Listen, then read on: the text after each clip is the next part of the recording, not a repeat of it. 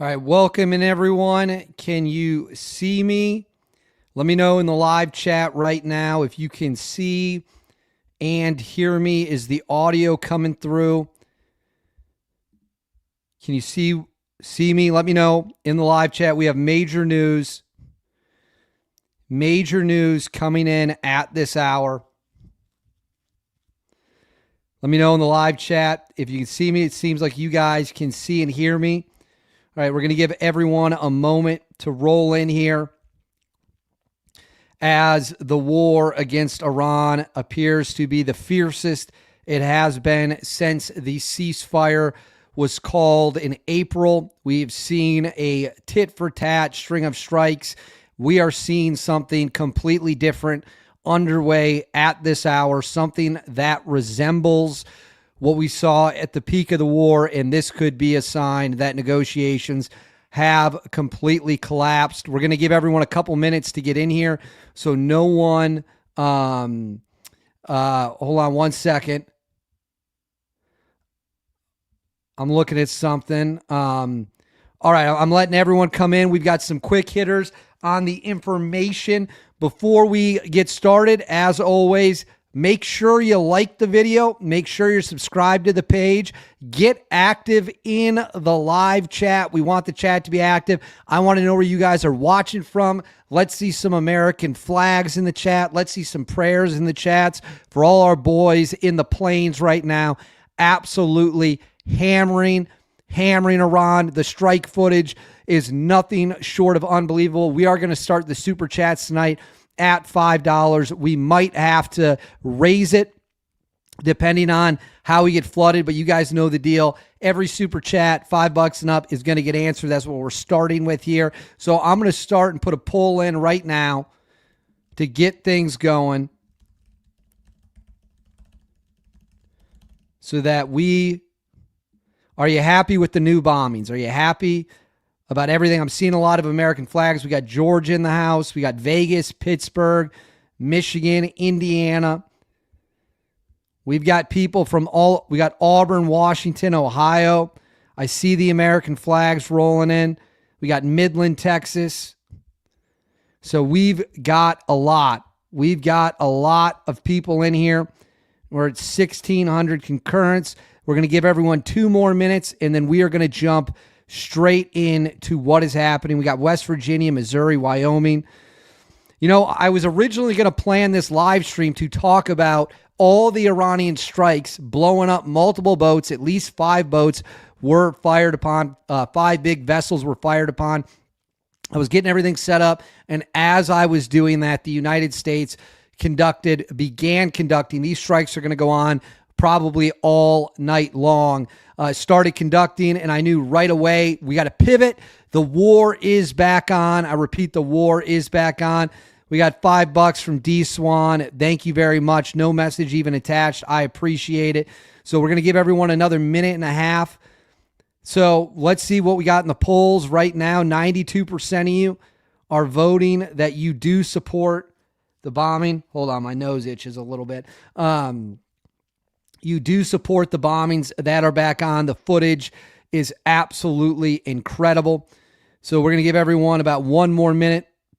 We got Nicaragua in the house. We got Knoxville, Tennessee. We got Denver. We got people from all over. I'm loving seeing the American flags. So this is a crazy, and I'm coming to you live.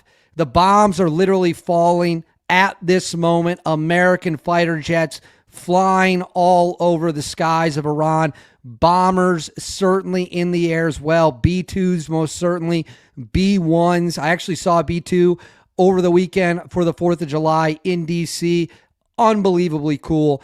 So we have warplanes in the air at this hour pulverizing the Iranian regime. We got another $5 from Cajun Gator. No message attached. Thank you very much. Like I always say, guys, every dollar. I actually just got hit with a huge bill today for some software I use for this. Every dollar goes back in the show. So we're going to give it 18 seconds, and then we're rolling right in to the show. Right into the show. And we got about 5 seconds. I don't want anyone to miss anything. Make sure you're liking the video. Make sure you're subscribed. so that we know that we are getting the word out to everyone. All right, ladies and gentlemen, I can report now at this hour a massive U.S. air campaign is underway against the Iranian regime. We are seeing explosions rock the entire coastline of the Strait of Hormuz in the biggest bombing operation we have seen since early April. There are bombs falling all over Iran at this hour. How did we get here? Why are we doing this operation now? Over the past 36 to 24 hours or so, the Iranian regime and the IRGC decided they were going to violate the ceasefire, a ceasefire that never should have existed in the first place, and they bombed multiple ships, direct contact, hitting multiple ships in the Strait of Hormuz. Something had to be done. It was complicated because President Trump is currently in Turkey for the NATO summit, which is well within range of Iran's ballistic missiles. I personally thought they would wait to evacuate him out of the country and then start a huge bombing campaign. President Trump at this time in Turkey is being held in a secure location. I repeat, President Trump is safe in Turkey, even though he is within range of the Iranian missiles. What they likely will do is hold Trump there until they get a clearance that they know they can get him on the plane and then get him out of there if that's the call he has made. At this hour, the foot is on the gas, pedal to the metal. We never should have stopped. That was mistake number one. But if we're going to criticize where we need to criticize, we have to give credit where credit is due. And we are punching the Iranians in the teeth at this moment. So I'm going to start with this on the screen. This is the CENTCOM announcement saying U.S. Central Command forces have begun launching a series of powerful strikes against Iran to impose heavy costs for targeting and attacking commercial shipping crude by innocent civilians in an international waterway.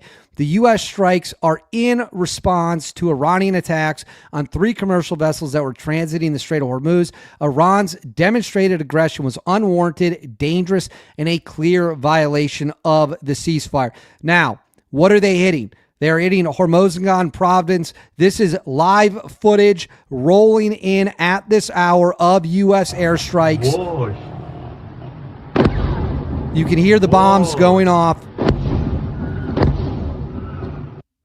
Let's listen to it again. Whoa. Unbelievable footage coming out. This is footage right here of Bandar Abbas. What you see here on your screen is the immediate aftermath of U.S. strikes via Shin coming now as we continue to hit targets. Any target we find or that we think we can find responsible for attacking these ships, we are going to go after. Okay, we got more strike footage coming in. This is coming from Keshem Island. Let's watch.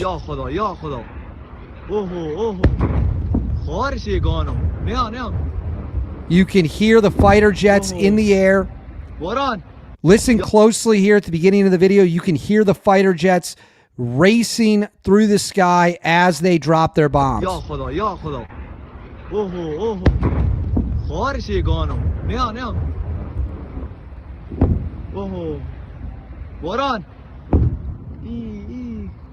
Unbelievable footage rolling in. All right, we have reports that the Iranians have scrambled fighter jets. Iranian fighter jets are in the air at this hour over Esfahan. Esfahan, of course, is the site of where I have the military on. I'm looking at information coming in. I got to be careful about what I say here.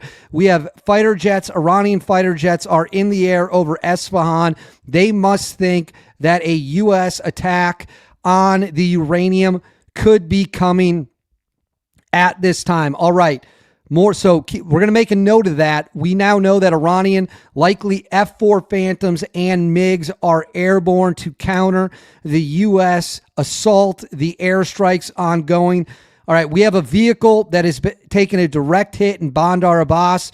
Unclear if it was a targeted assassination or if it was just in the vicinity of where the bombs hit. More bombs underway in Esfahan. Sorry, not in Esfahan, in Bandar Abbas. Right here, more footage from Shin, from Bandar Abbas. You can see massive smoke rising. یا ابوالفضل بنده رو زدن، بد زدن، خیلی وحشتناک بود. Significant smoke, huge explosion. They are pounding the hell out of them right now. بندر عباس، یا ابوالفضل، دوباره جنگ شروع شد. Okay, this is absolutely crazy. We have another angle here coming in of the same strike. Whoa. Oh, that's my bad. That's the one I just played. But same strike. Heavy bombs are falling. All right, we have more news coming in here today. Hold on, we're going to get into each of these. So, as reports of additional U.S. strikes against Iranian targets abound, CNN has been told by a U.S. official these strikes are not proportional. They are punishment, and the strikes will not be as quick ending as past U.S. retaliatory strikes. So buckle up, ladies and gentlemen. We are going to be here for a while as these strikes unfold. Some information here from Barak Ravid.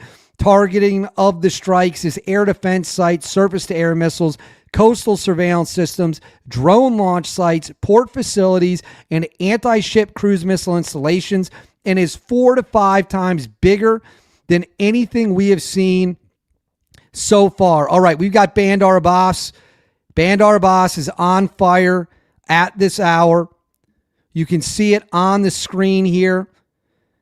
The port is engulfed in flames as the U.S. Air Force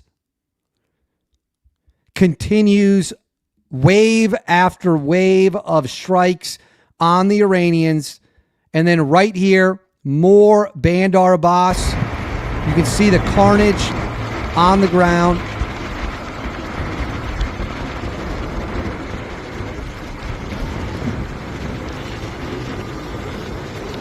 So we are hitting them all over the place right now.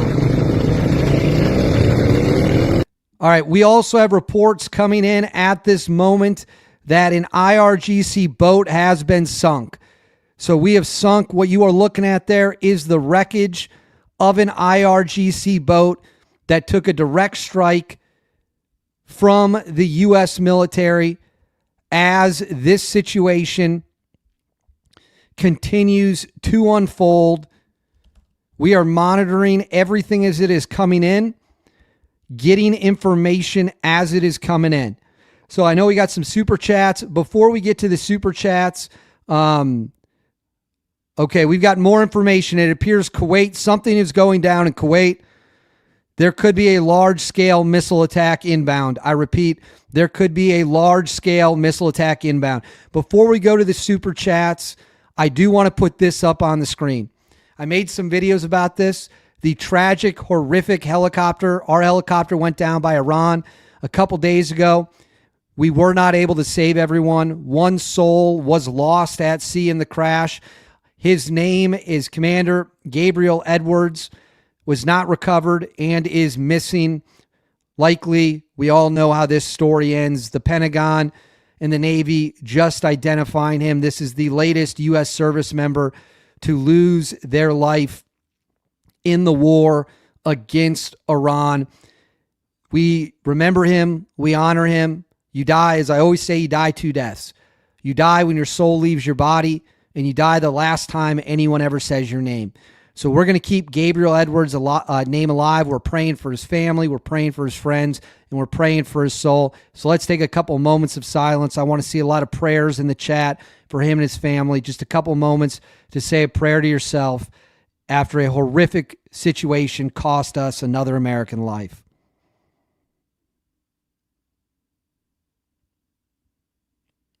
Godspeed, Commander Edwards. Godspeed. And he's with God now, and we pray for his soul and all those he left behind. So I'm going to pull this off the screen real quick. We're going to bang out some super chats here. Then we're going to keep getting into the updates. Hold on. We got $5 from ALXL 6546. No message attached. Thank you very much. We got Eagles fan Clark. He's been a member for 6 months. We love Eagles fan Clark, one of the biggest supporters of the show. Let's go. Let these terrorists know who's boss. Don't stop. Remember bridge and power plants. Let's do this. Get Trump out of Turkey. I'm sure the Secret Service right now is working on evacuations at this hour to get Trump safely out. Rocket Fire fan, when are we simply going to go in and finish the job? All of the back and forth stuff is just the Iranians stalling in order to rearm. I agree with you. I would say what it looks like is happening right now is a pretty clear indicator that we are going in to finish the job. This to me reads that we are going in with the intention of finally ending this once and for all. So we got Ted Bundy. You're always going to get me in trouble with this. You guys can see the screen name. Do you think these new strikes will affect Turkey's rumored request to get back in the F-35 program? Hopefully Turkey never gets back in so they can leak the designs to Russia and China. I agree with you. I was actually having conversations with people, I can't say who they are, today about Turkey and the F-35. I don't think they should have them, period, but they definitely should not have them as long as they have the Russian S-400 air defense system that will allow the Russians to learn all the secrets of the F-35. Absolutely not. People are pointing out Rubio and Hegseth are also in Turkey. That is true. So we have our high command. The most important members of the U.S. government are all in Turkey. Like I said, I can report to you that they are in a secure location. They are not in danger. The question is if they are going to try to evacuate them or if Iran is going to try to take them out. We will see. Remember, we made a video about this earlier today that Iran reports are circulating. They have put together a kill list in order to, hold on one second. We've got one minor thing we got to do here. Hang on. Hang on one second.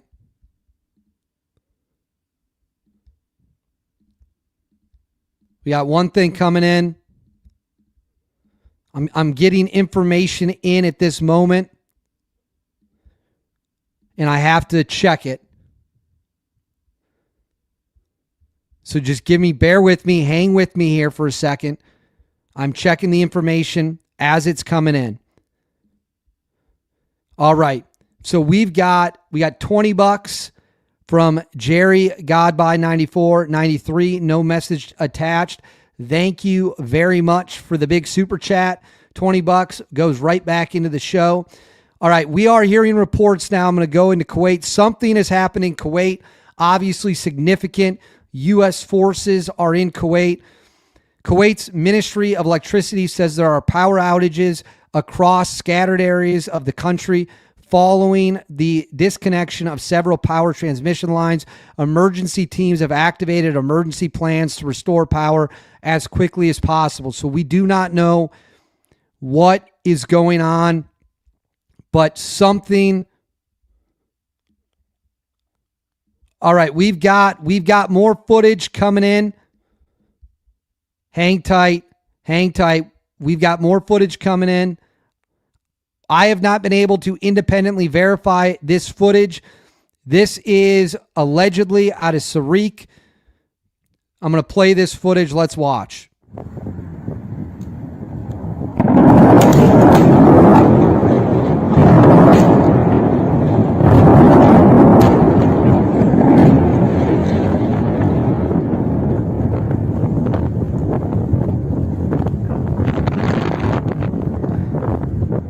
So this is allegedly out of Sarik, Iran.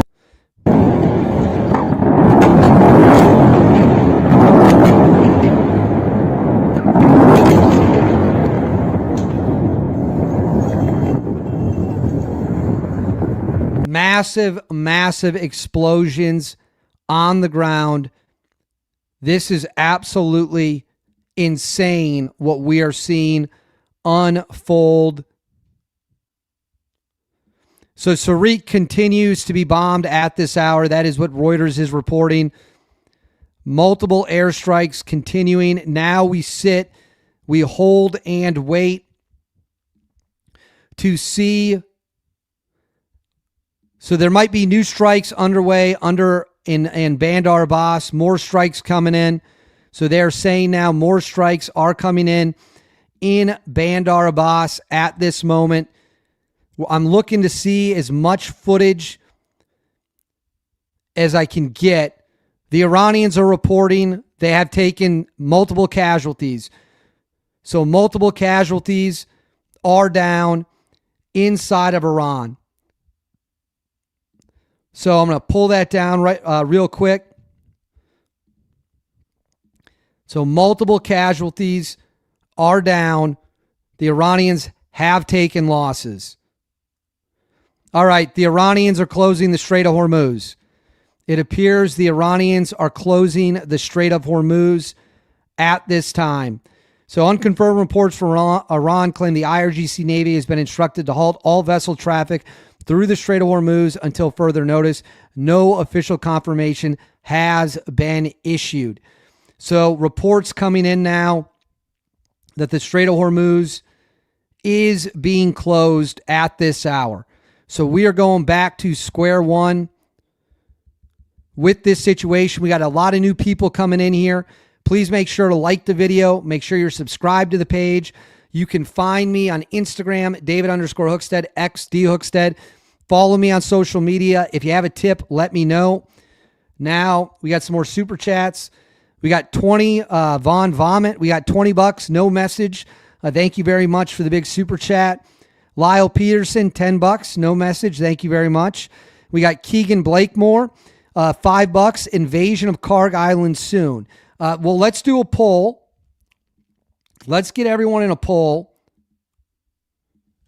Should we seize Karg Island? I don't think we're on the brink. I got to reposition my chair. I don't think we're on the brink just yet of seizing Karg Island, but we are certainly getting very, very, very close. I just put a poll in. 85% of you, 86% want to see us take Karg Island. So I don't know. I think some more things would have to happen before that did, but we shall see.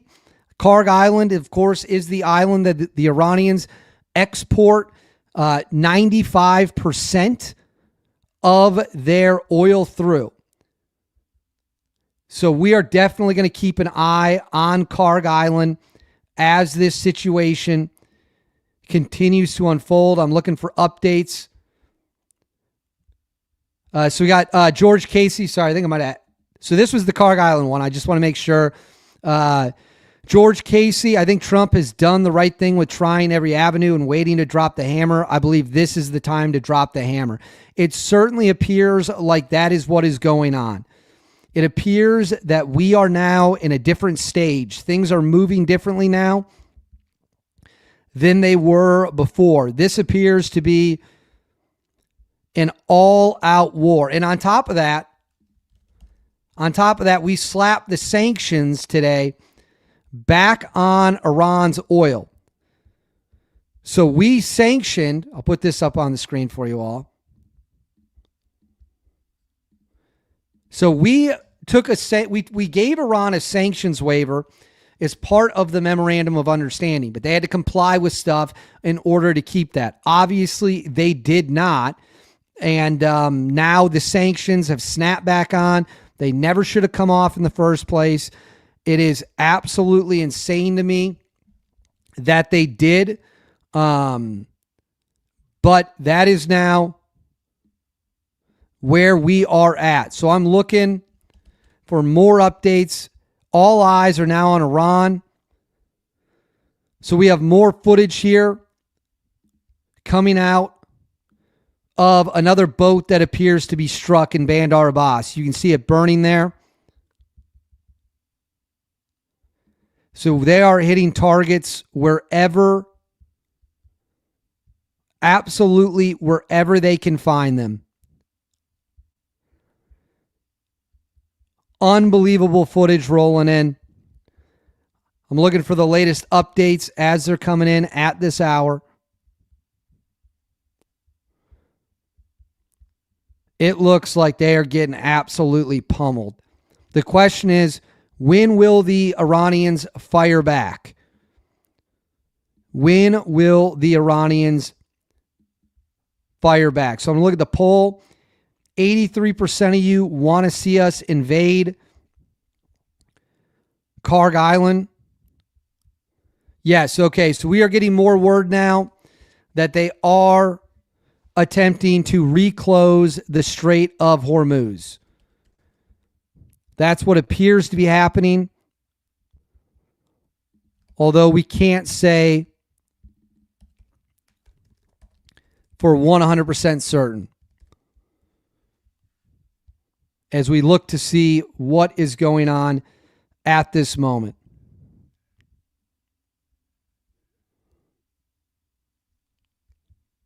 Unreal. Unbelievable. Keep the questions coming, guys. We got a lot of people watching. As we see how this all unfolds. All right, I'm going to throw up a new poll.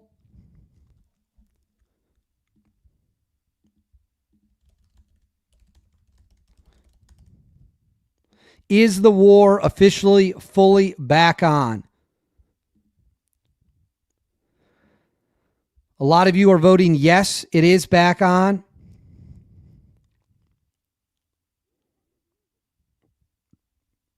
$80%. We got $10 from 3 Dogs and Paw and a Paw. Thank you very much. No message attached. Feel free to attach messages, guys. I like taking the questions, like getting into it with y'all. So I'm seeing Eagles fan Clark saying Trump ordered the strikes from Turkey. Of course. Yeah, absolutely.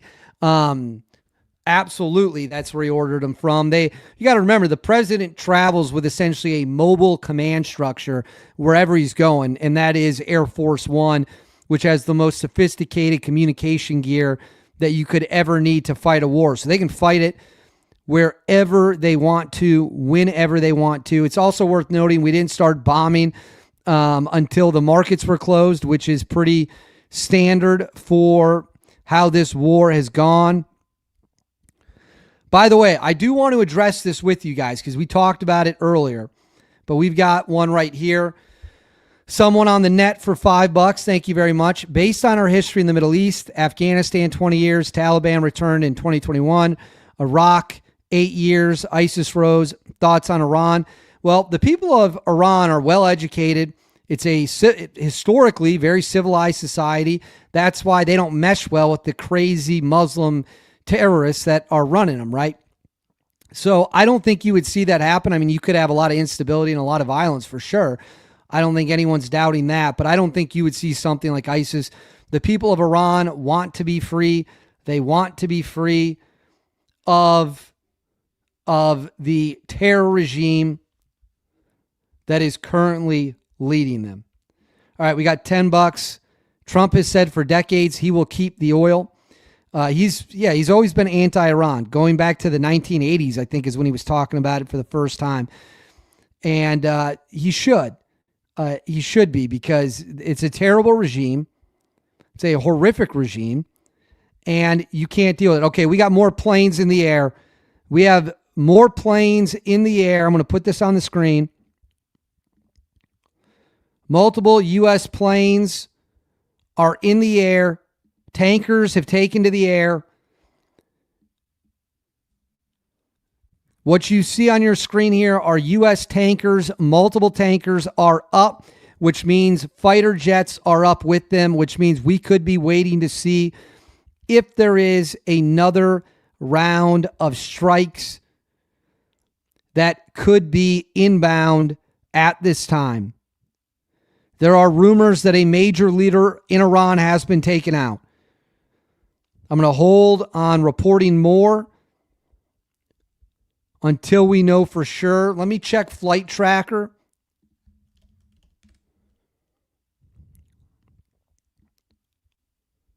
Let me see what we got. Okay, the airspace of Iran is clear. I'm going to put this up on the screen. There are 2 planes over Iran right now. 2 mysterious planes have taken off from Iraq and are racing. I'm going to zoom in here. These 2 planes took off from Iraq. We do not know who is on them, and they appear racing to Tehran right here. So this is one of them right there. And this is the other one. Mirage Airlines, of course, is very closely tied to the Iranian government. So mysterious airplanes have taken off from Iraq and are bound. They are hiding. They are not disclosing their landing locations. These could be Iranian-backed proxy leaders. We simply do not know at this moment who is on this plane. We do not know where they are going. All right, I'm going to zoom out. It appears they are inbound, headed for Tehran. So we have 2 mysterious Iranian planes fleeing Iraq into the war zone, into the combat section. Unbelievable. I'm going to monitor these. But in the meantime, let's take some super chats. Karg Island isn't the one needing to be taken over. The Dolphin Island needs to be taken first to help open the Strait of Hormuz. Well, the idea is if we can get Karg Island, that you can cripple their entire economy.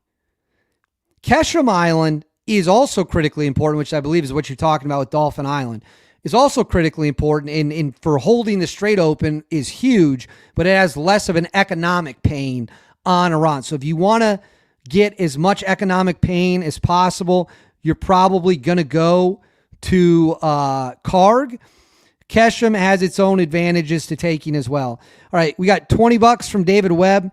I pray we see this through this time, but Trump has come back many times in 24 hours that negotiations are going well. $5 to Dusty's next treat. Well, thank you very much, David. Dusty will make an appearance at some point on the show tonight. The wife is with him right now, but he will be here.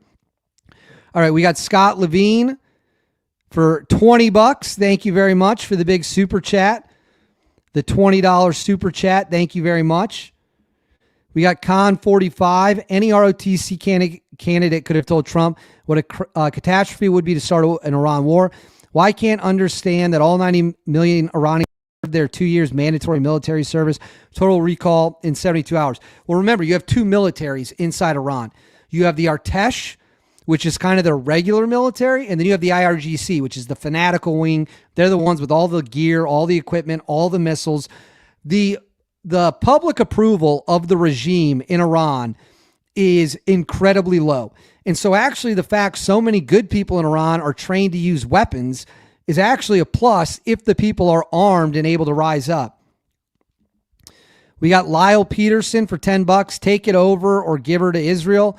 I don't think Israel wants the regime gone. I'm not sure Israel has the manpower capacity to rule a country the size of Iran with a population of 93 million people. But we need to get rid of the regime and then let the great people of Iran rise up. All right, I'm putting the planes back on. The mysterious planes are turning north towards Tehran. All right, where are these planes going? Where are they fleeing to? Let me know in the live chat. Let me know in the live chat where you think these planes are going and who you think they're carrying. They appear to be making a run for it somewhere. We will see if they could be going to the bunkers. We don't know. It's crazy that their flight. Here, I'm going to click this one. So this one fell off of radar right here. That's what that dead line is. So it flipped its transponder off. And now let's see where it's going. Let's see where this bad boy's going. It's closing in on Tehran, so there could be very important people on this. It is hiding. It is hiding where it plans on landing. It does not have a font. Now it's banking. It's banking away. It appears to be banking away.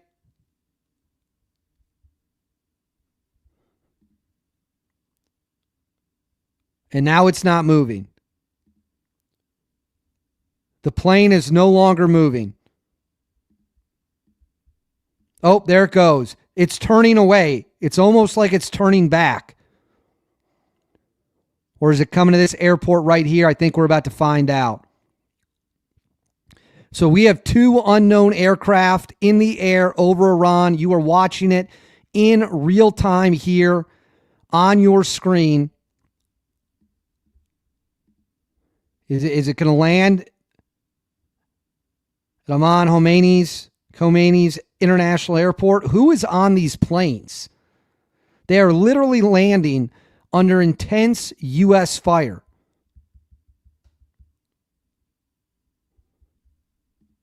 Here it comes. Is it going to miss the airport or is it going down?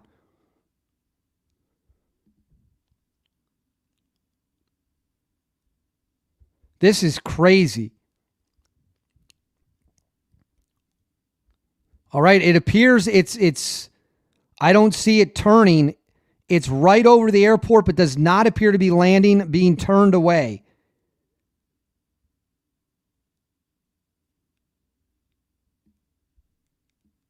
Hold tight. Hold tight. We have a mysterious plane. For those of you just joining us, make sure to like the video. Make sure to subscribe.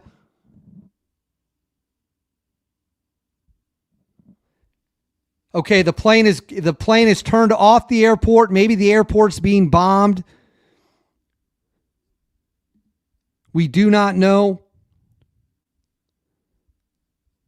This is okay. It is southeast bound now to a different unknown location. There's no other airport to land near. So check this out. This plane drops off radar, turns its radar off, flies to the airport, and then pulls a sharp turn and is now southeast bound with unknown crew, unknown passengers. Who is on this plane? And the second plane is following its exact flight path as we watch this in real time. Absolutely incredible. We will continue to monitor it. The second plane appeared to be turning. The airport must be under possibly attack.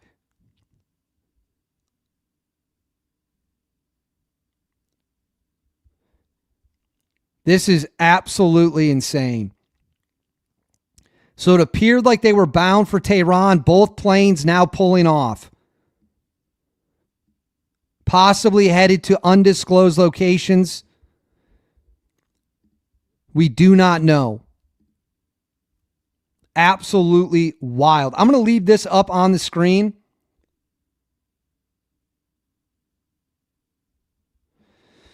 We got $10 from Magnum's RT.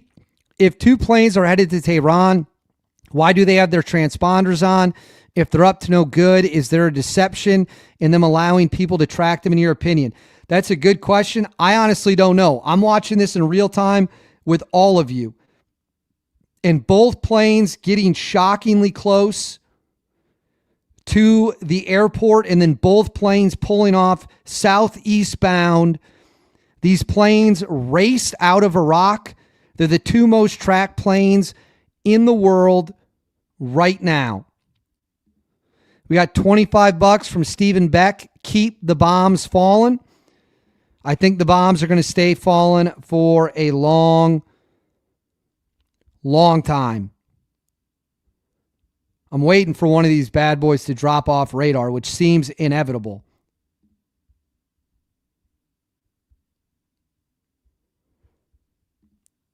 All right, let's zoom in on the second one and see if it banks as well. So we've got AXV 9221 pulled off from the airport and now is southeast bound to a different location in the country. Iran 02 is headed on a direct path in.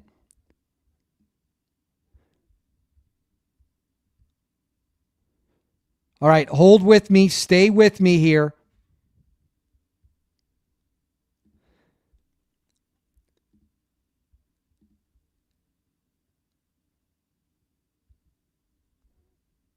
Let's see what the altitude is. It's at 14,000 feet. Is it turning off? This one is at an altitude of 33. I truly do not understand what we are witnessing here. All right, this plane appears like it's going to attempt to make a landing. This is one of two mysterious planes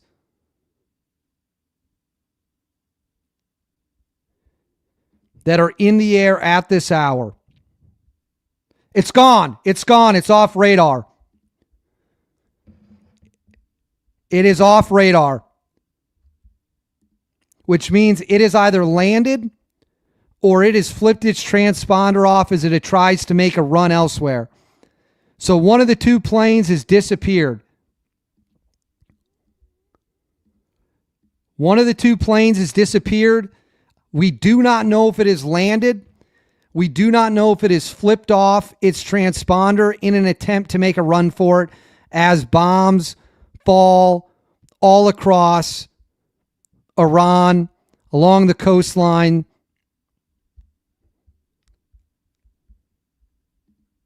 So I will pull this off. Some people are thinking maybe it was shot down. We don't know that. I think it flipped its transponder off, and it is going to try to make a run for it elsewhere. Some people are wondering if they're carrying the bodies. They're not. These planes came from Iraq. They didn't come from another place in Iran. They came from Iraq, and they appear to be making a run for it to somewhere that we do not know at this hour. And again, if you're just joining us, make sure to like the video. Make sure you're subscribed. And please follow me, Instagram, David_Hookstead, XD Hookstead. Send me any tips or information you have. All right, we got some more super chats. I'm going to follow this, but I'll pull it off the screen for now. We got Philip T. Parker. The IRGC is getting a good old-fashioned paddling. Hope they're wearing their Kevlar undies. I love it. It's exactly what is happening at this moment. They are getting lit up.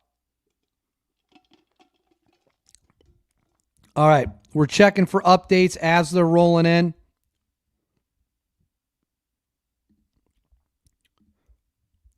We got $10 from AZ Commando. Ceasefire was a big mistake. These people cannot be trusted.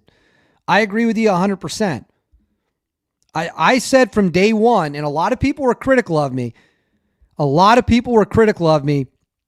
Saying that, no, the ceasefire, let's give it a shot. I said, you cannot negotiate with these people. You cannot trust these people. They are dangerous, dangerous people.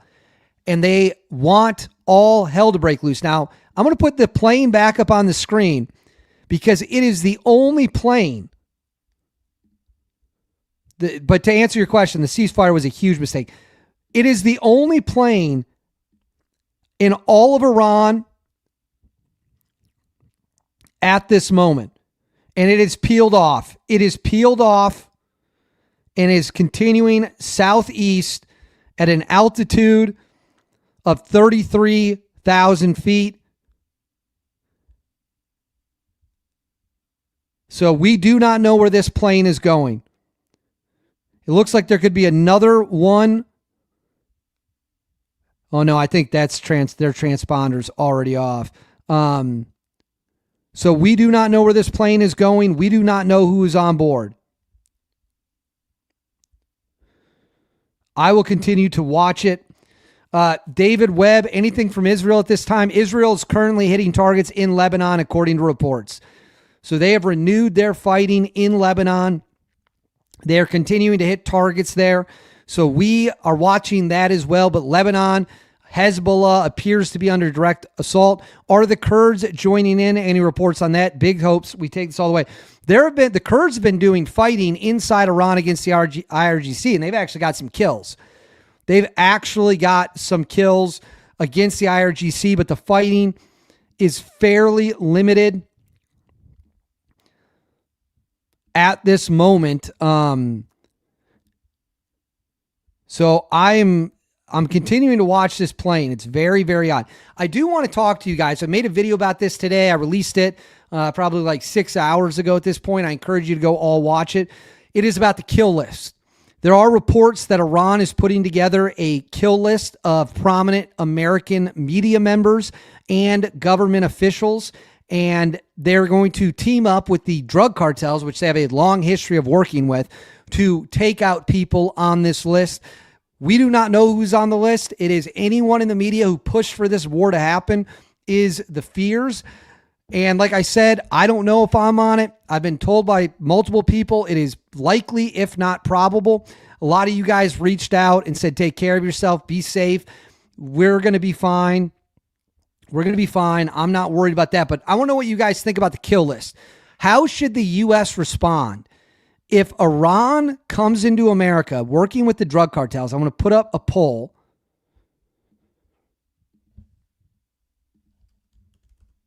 How should USA respond?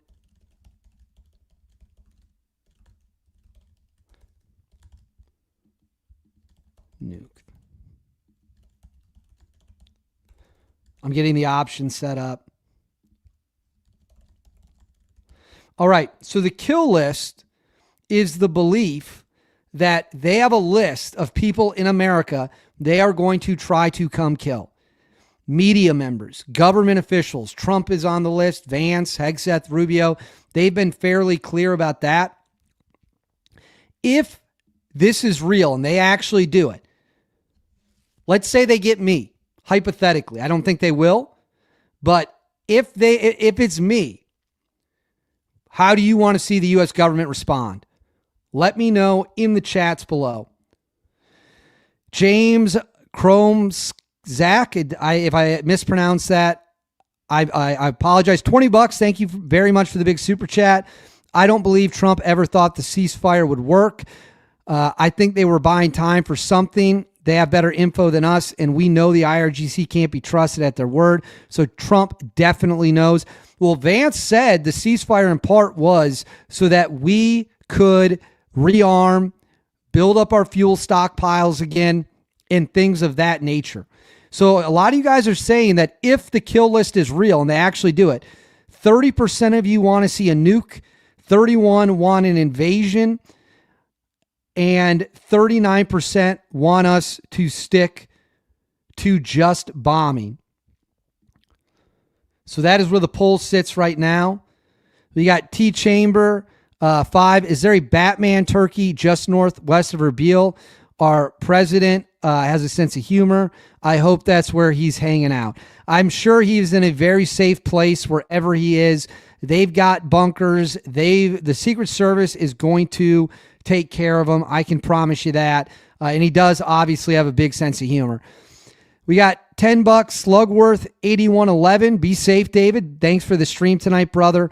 Love the updates. Well, thank you very much for watching. You guys are what make this worth doing.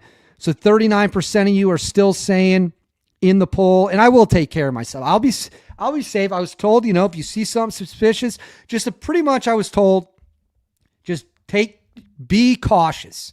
We don't know who's all on the list. We don't know who the IRGC is coming for, but it is a non-0% chance that you're going to be on that list. So do we have someone causing problems in the chat? Is someone causing problems in the chat? If they are, let me know who it is. And if they're causing problems, I will get rid of them. And to be clear, I don't know if I'm on the list. They don't know who's on the list other than the obvious ones.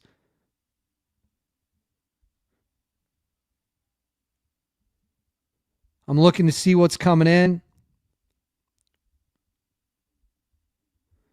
I like all the guys, all of you in the comments showing support. I love it.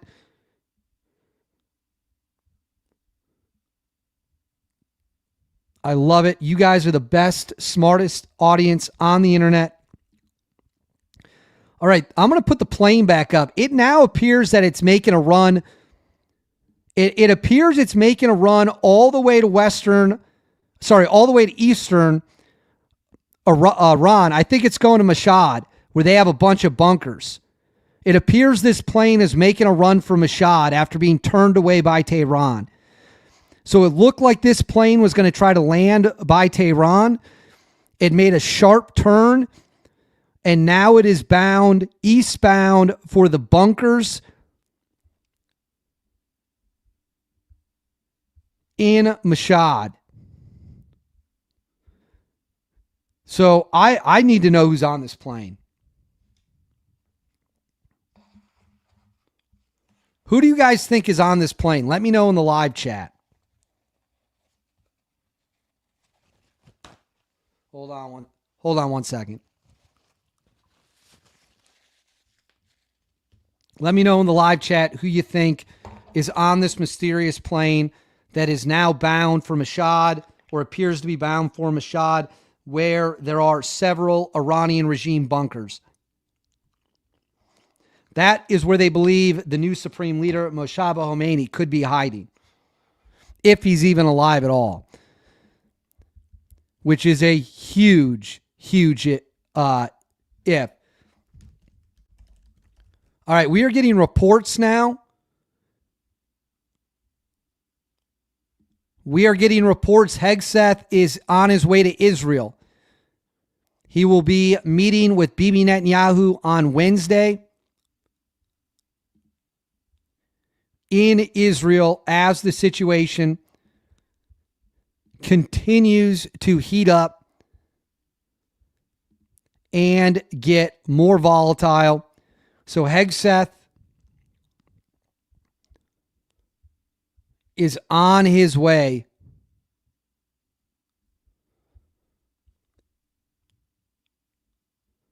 I'm looking at new information coming in.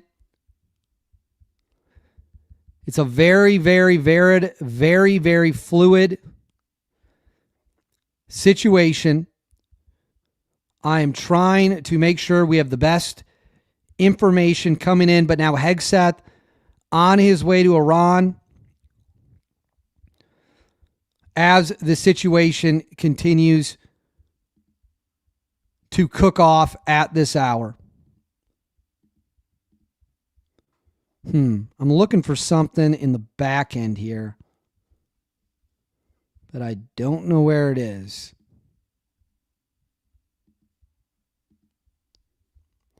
Oh, found it. Okay, hang tight with me, everyone. We're going to get into some super chats now. Any other signs of destabilization outside the Kurdish area? Not that we know about, not that has been publicly reported. Of course, they would be trying to keep that under wraps to the best of their ability. The Iranian regime would not want that getting out because then it would encourage more people to come out, protest, to get in the streets, to get out there and be against the government. So the only people we know are fighting for sure are the Kurds. All right, next up. Gordon Sisk, 9814. Think any resistance against the IRGC needs air support. The Kurds would be much better off if they had air support. No question about that whatsoever. They would be much, much better off with air support, which they do not have right now. Phil T. Parker for $5. Thank you very much. No message attached. We got David Webb back. Tell me you are a full participant in the Second Amendment, just in case. I'm the biggest Second Amendment guy you'll ever meet. I'm the biggest Second Amendment guy you'll ever meet.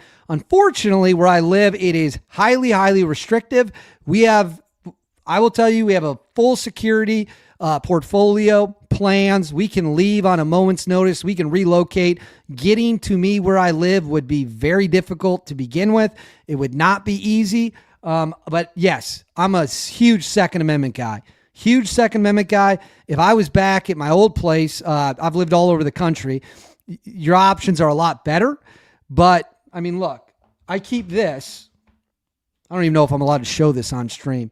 But if it's not a gun, I keep this right next to my studio computer.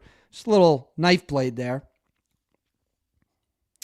I won't say who sent me this. I don't know if he wants me to, but put it this way. There are clues about who sent me that knife in this video right now. But yeah, I am more than comfortable with the situation. I thank you for your constant vigilant duty in keeping us informed. God bless all. Well, thank you very much for continuing to watch. Why do you think the Chinese were flying bombers over our bases during the typhoons yesterday or the night before? Did we do something to them? They're doing huge military drills. I just made a video about this. The Chinese and the Russians are doing a massive joint military exercise on top of testing their new nukes. They launched them from a submarine. They had dummy warheads on them.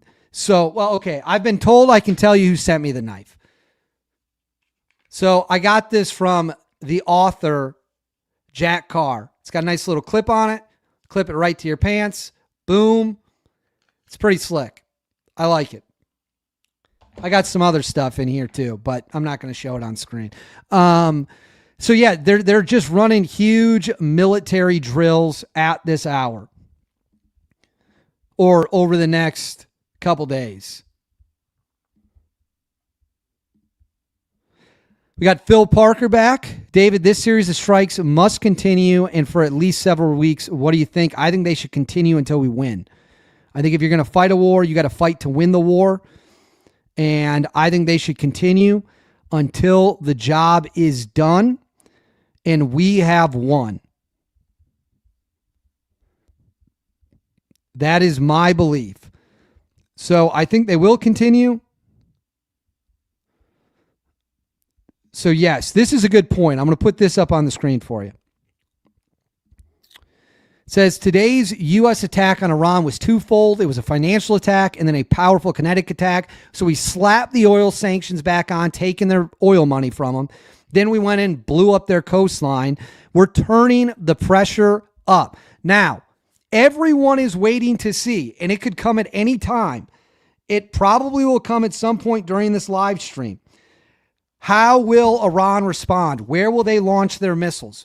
Where will they launch their drones? We do not know that at this moment, but we are going to continue to watch and monitor the situation. So we've got another look at the port.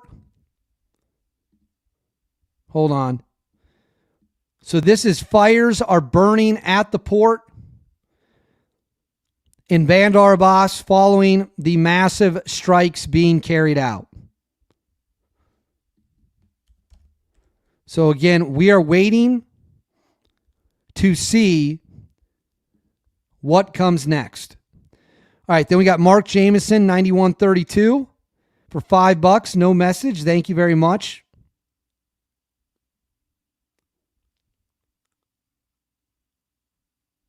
Thank you very much. I'm looking at new information coming in.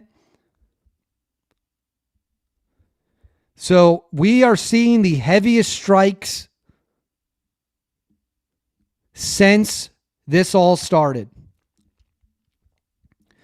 And again, we got more people coming in. I'm sure it's annoying to hear, but it's very important. Make sure you're liking the video. Make sure you're subscribed to the page. And if you have information or you just want to reach out and say hello, Instagram, David_Hookstead, XD Hookstead. That's where you can find me. So I'm going to end this poll. So if the Iran kill list is real, 31% of you want to see nukes used, 27% want to see them invaded, 42% just want to see an air campaign. And again, I do not know who's on the list. I don't know if I'm on the list. I was just told to be very careful going forward until this situation is resolved. Because remember, I was the first person on YouTube to report to everyone that the old Supreme Leader had been killed. I was the first person on YouTube at 2 in the morning or 1:30 in the morning, whatever it was, to post the video that the war had started. And I'm all for it. I want to see these guys get destroyed. I want to see the IRGC collapse. So if they're coming after media members that are pro the war, there's a good chance I'm at the top of the list. Now, some people might say, hey, it's not worth it. It's not worth it. It's not worth your life for this situation. Here's what I would say to that. I'm not scared of these terrorist thugs. I'm not going to apologize for anything I've said. The old Supreme Leader was a piece of garbage and he deserved to die. The new Supreme Leader, he's a piece of garbage and he deserves the exact same fate. The heads of the IRGC, the heads of the terrorist regime. So if you're watching this and you're in the government of Iran, pay close attention because I'm speaking right to every single one of you. The same fate that met your coward leader who was dragged out in pieces from the rubble, that's what's coming for all of you. One day, eventually. It might not be today, might not be tomorrow, but it's coming. So I'm not going to sit here and be scared because the IRGC might be putting a kill list together. You want to come for me? I suggest you bring a lot of people with you because it ain't going to be easy. And even if you get me, what comes after that will be brutality on a level you cannot even begin to imagine. So I'm right here. I'm not going anywhere. I'm not going to stop my reporting. I'm not going to stop speaking the truth. And if they want to take this all the way, well, let's have at it. I'm not going anywhere. I'm an American. I don't bend the knee to terrorists. I don't bend the knee to cowards. I don't bend the knee to foreigners. It is what it is. We'll see what happens. All right, we got David Burkhalter, 8262 for $20. Thank you very much for the big super chat. We got Go Time 76. Just don't send them billions in cash like Obama did. Yeah, well, that will be a disaster. I really hope that doesn't happen. And I don't think it will. I pray it doesn't. I do not think it will happen. I hope it doesn't happen. And what Obama did was a total disaster. We got Always Wabbit Country for $10. Do you think Russia, China, North Korea are absolutely helping Iran? And if so, when and where do you all think they will strike? I believe it's going to be huge. It will be huge. They're all helping Iran in different capacities. Russia is giving them upgraded drone technology, upgraded missile technology. China is giving them the components, pieces, and chemicals they need for their missiles, as well as the backbone of their air defense. North Korea is giving them missile technology. So they're all helping. Now, do I think China is going to start launching bombs at the U.S. over Iran? I don't think so. But, you know,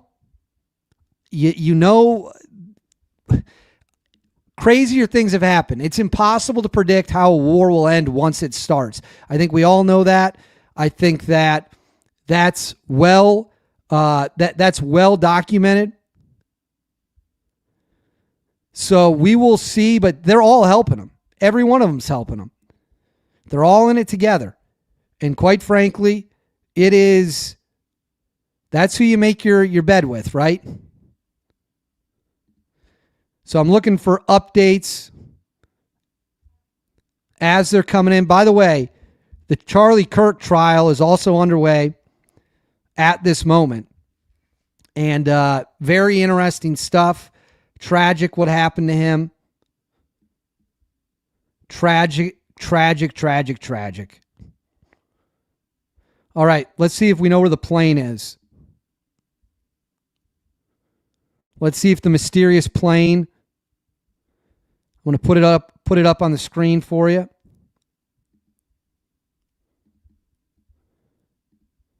All right. It is still bound. It appears it is still bound for the bunker region of Mashhad. So we are monitoring this plane. It appeared to make a landing. It appeared to attempt to make a landing in Tehran, pulled off, and is now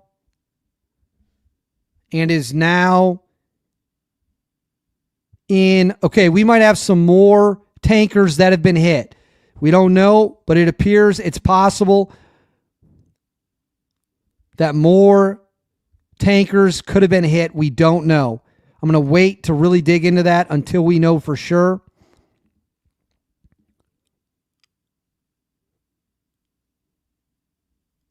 I'm looking for updates as they are coming in. We are waiting. It's gone. It's gone. The plane is gone. It has disappeared right in this region, nowhere near an airport. All right, everyone hold tight. The plane is gone. Absolutely fascinating. It disappeared not near any airport.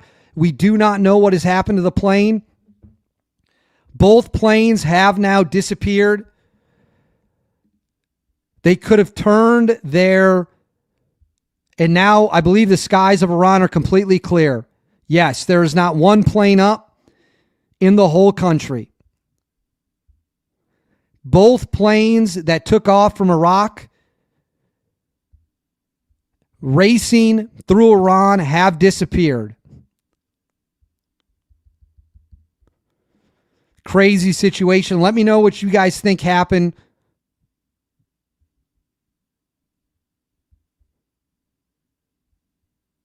Let me know what you guys think happened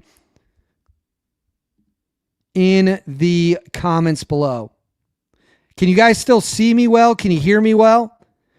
Let me know in the live chat if you can still hear and see me. But this is what we know. 2 planes leaving Iraq, bound deep into Iran. One disappeared off radar near Tehran. The second plane disappearing from radar in literally the mountain region in the east. It appeared bound for the bunker region of Mashhad and then disappeared, likely turning its tracker off. We don't know, though. We do not know.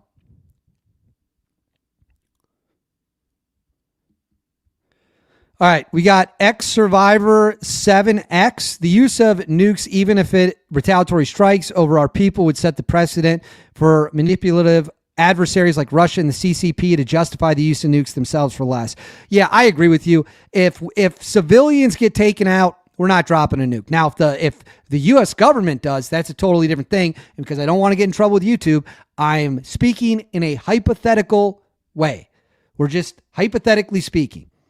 So if I get taken out, they're not going to respond with a nuke. They will respond with something. I can promise you that. And the people who will be doing the responding aren't going to be nice about it. So I agree with you actually 100%. Using nukes is a terrible idea because it gives Russia and China and the North Koreans the excuse to go ahead and use them if they want to use them. So some people are saying the flight is now back. I don't see it. It looks like it's completely off for me. All right, what do we got here?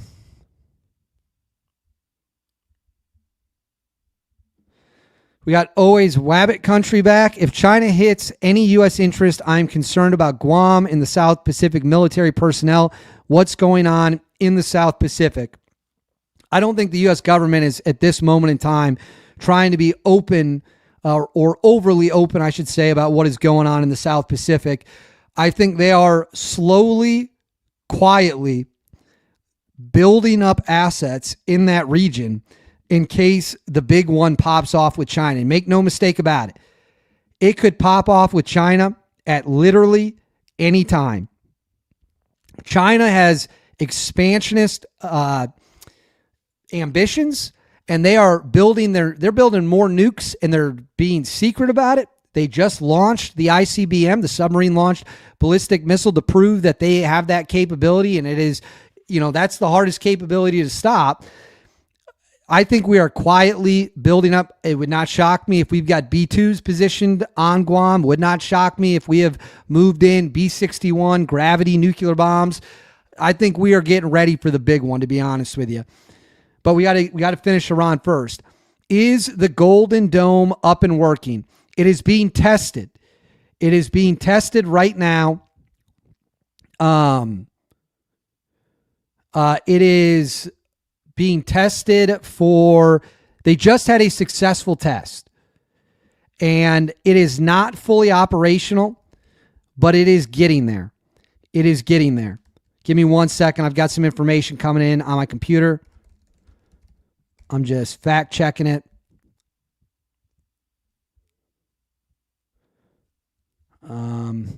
Give me 1 second.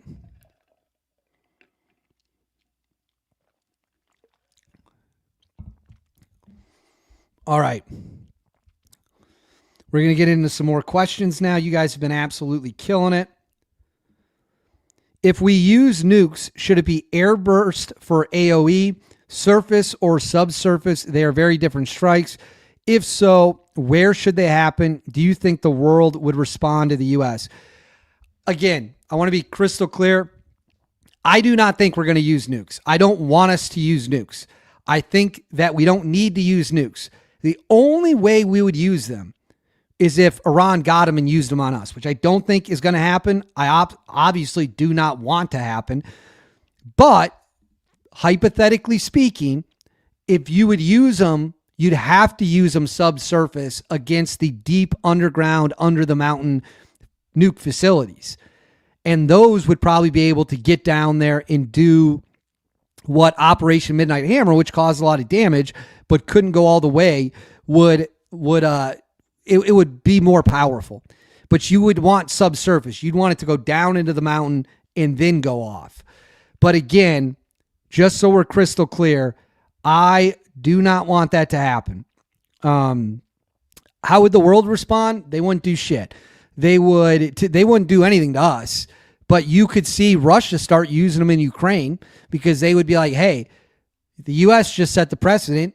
They used them in Iran. We're going to use them in Ukraine now. And Putin's hardliners, they've been begging them to use nukes in Ukraine. The hardline Russians want to see nukes used in Ukraine, without any question about it. All right, I'm looking for updates as we're rolling in. We got some more questions. We got $10 from Stephen Beck. Thank you very much for the $10. No message attached. We got $4.99. In regards to the South Pacific, look at the construction we're completing in old World War II islands. Like, I always butcher this. Is it Pelelu? There's a ton of small bases, runways. Yeah, no, we're building up. We're just being quiet about it, because the Chinese are the biggest threat we face. And hold on. So now, yeah, the Chinese are the biggest threat we face. So we need to take it very seriously. Thank you very much for the $5, Nathan. TC Chambers, IRM090 from Guangzhou just popped up and disappeared. Destination was manifested to land in Tehran. Let me check. Let me see what we got. Let me see if I can find it on the map. So it was coming from, let me see if I can find it.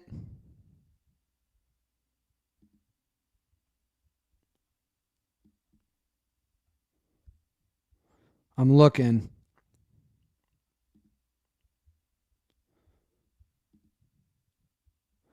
Okay, so yeah, there could be another one up, but unclear.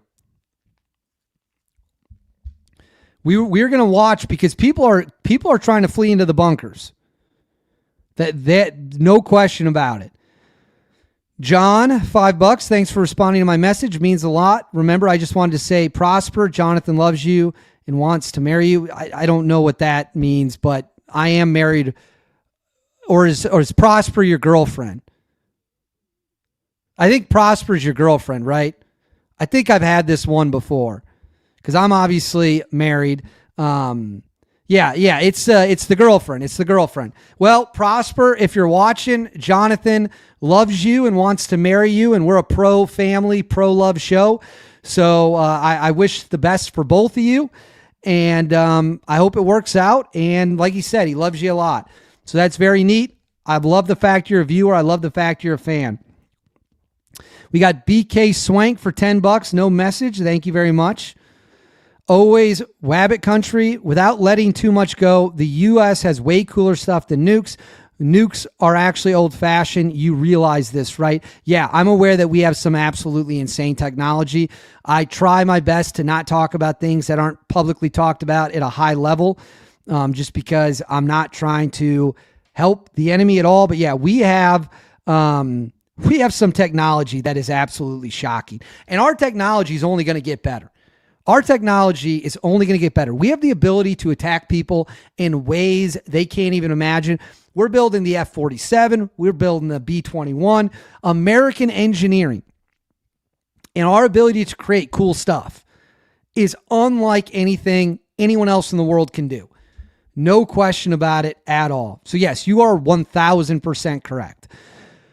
All right, ALX 6546, prayers for you and your family, Dave. Thank you very much. Prayers are very much appreciated. Magnum RS or SRT, is it possible there are stealth fighters of ours inside Iraq that could possibly be engaging these planes, which might explain the strange behavior?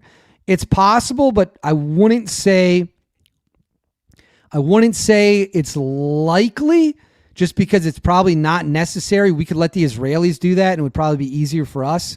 But anything's possible for sure. The plane behavior is crazy. They're racing out of Iraq. They get into Iran. One disappears near Tehran. One is going for the bunkers in Mashhad, it looks like. And then it disappears hundreds of miles before it makes it to Mashhad. Could have flipped off its tracker. Something could have happened to it. We just simply do not know.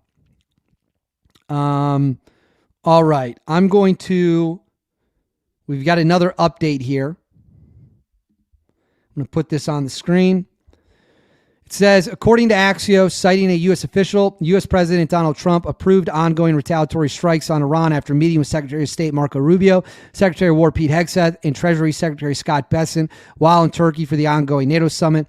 U.S. officials told Axios Brock Ravid will get the assessment about the results of the strike and make decisions after that. So the U.S. now appears to be in a wait-and-see holding pattern.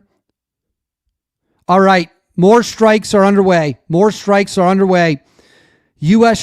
are hitting IRGC positions at the airport in Bashir Province and Karg Island. Karg Island's being hit.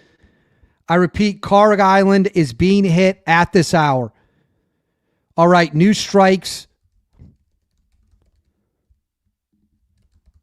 Karg Island is being hit. It appears more strikes are underway at this moment. We've also got the airport.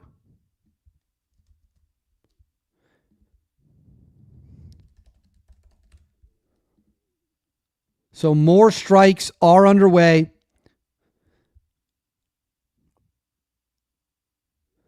All right, hold tight as we look in, but it appears the next wave is underway.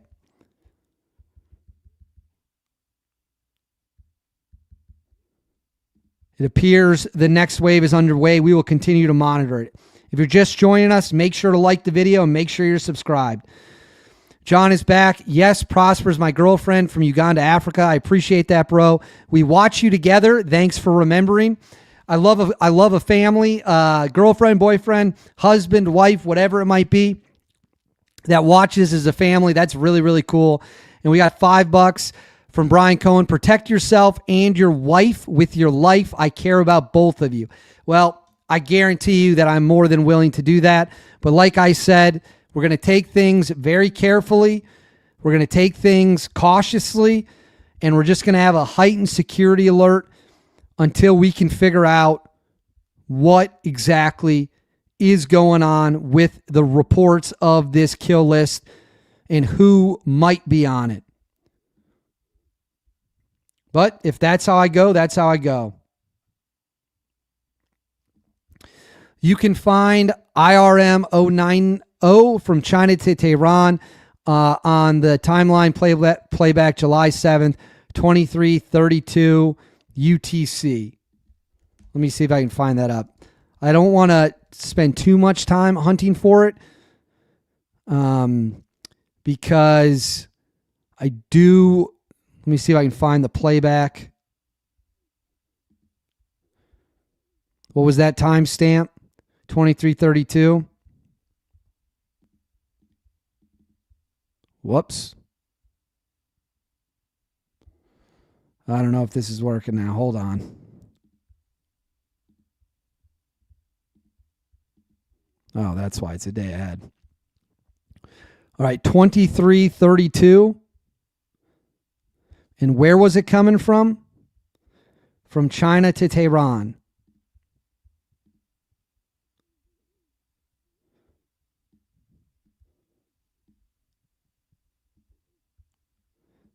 I'll see if I can find it. We're looking for another mysterious plane that might be making a run for it as well.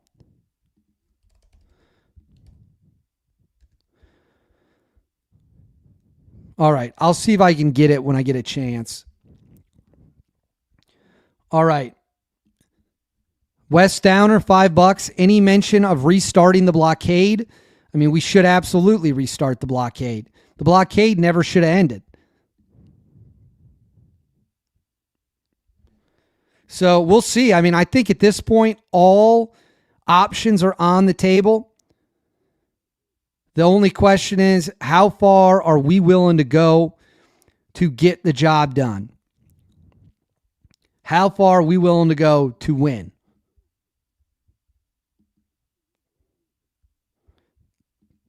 All right, I'm trying to see what updates we got coming in. We now have reports. New reports are out. The next wave of strikes is underway.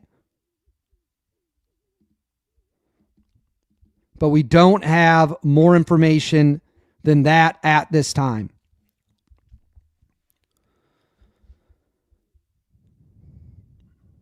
So we are continuing to monitor the situation as it comes in. I do want to take a moment to just say, because the Charlie Kirk case is going on, let's actually do this poll.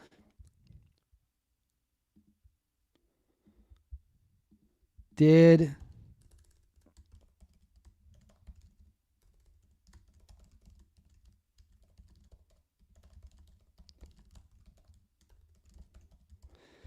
you believe Tyler Robinson will be found guilty of killing Charlie Kirk? I'm just curious what you guys think. We got T. Chambers, 807, IZGEP, ZAX departed, Mashad, no destination manifested, disappeared, reappeared, looks like it's Tehran bound. Okay, yes. Okay, we've got another plane in the air. We've got another plane in the air. I'm going to zoom in here. It is already... So we have a plane that left the bunker city of Mashhad, took off. The dark line is when it turned its radar off or its transponder, briefly pinged again, and is now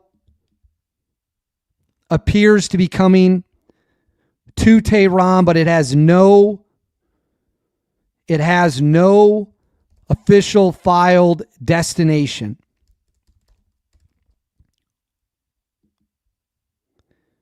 So we are now watching this. This is plane number 3. Oh, I didn't get it up. My bad. So this is now plane number 3. You can see the brakes in its tracking right there. So it took off from here, from the bunker city, flipped its transponder off, and then flipped its transponder back on, and it appears bound for Tehran.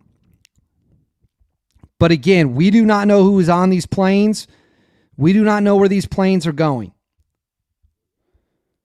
So we will continue to watch. If the leaders flee, we win. Free Iran, Bill Kennedy. Yeah, that would probably be the easiest way for this to go. But the leaders are psychotic. And there is, they want to go down fighting. No question about it. So 83% of you believe Tyler Robinson will be found guilty of killing Charlie Kirk. I agree with you. I think he is absolutely going to be found guilty. All right, we're going to pull this down. We're going to keep looking for updates as they're coming in.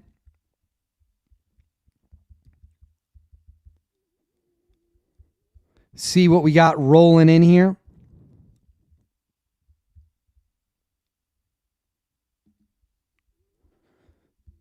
I'm checking the updates as they're rolling in.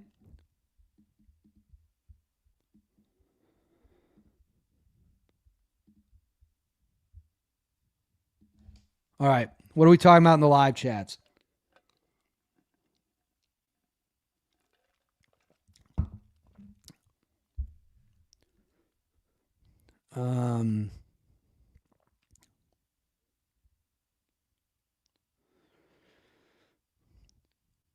So a lot of you seem to think he might be found guilty, but is not guilty. I think I think the evidence that we have seen so far would point to, I don't want to, the jury pool. I don't want to do anything against the jury pool, but I think the evidence ain't looking great for him. All right, I'm checking. So there are planes popping in and out of radar, but right now this is the only one I see. I'll put it back on the screen for you. The only one I see is right there. Yeah, IRMO 90 popped back up mid-Iran, but it must have disappeared, or at least it disappeared for me. I don't see it there.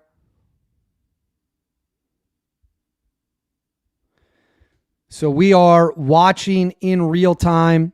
We're waiting to see if the Iranians will fire back or if the situation for the night is stabilizing. We do not know at this time.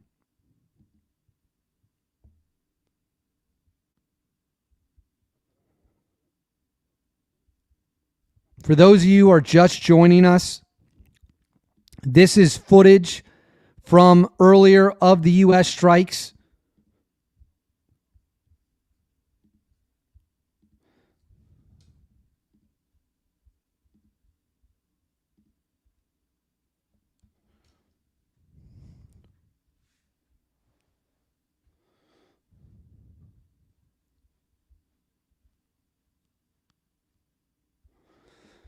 That is arguably some of the strongest footage, but we also have this as well for anyone who, again, is just joining us and hasn't seen the footage yet. I see some of you are coming in a little late, so I'm just going to replay it for you.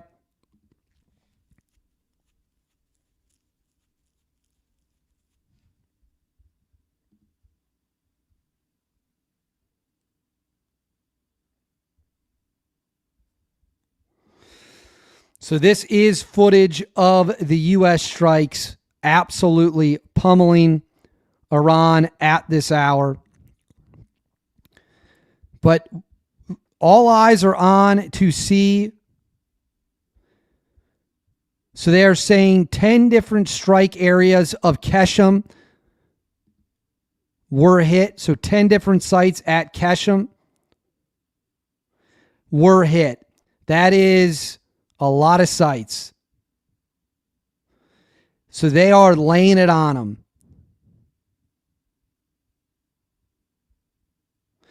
So I see we're now in a fierce debate over Tyler Robinson and whether or not he actually did it.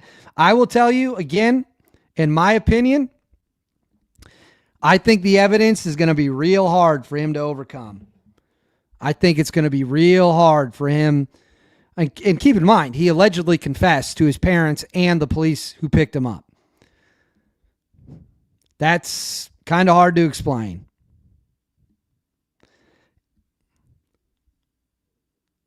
Yeah,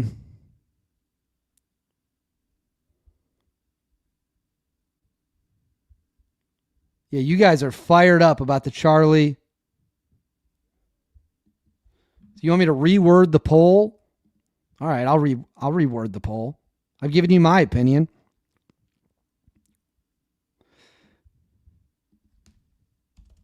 There you go. There's your reworded poll. I'm going to pop out real quick. I'll be right back. Don't go anywhere. I got to go grab something. You might like the surprise you're about to be in for seeing. Who wants to see Dusty the dog? Seems like it's Dusty the dog time. Give me one moment.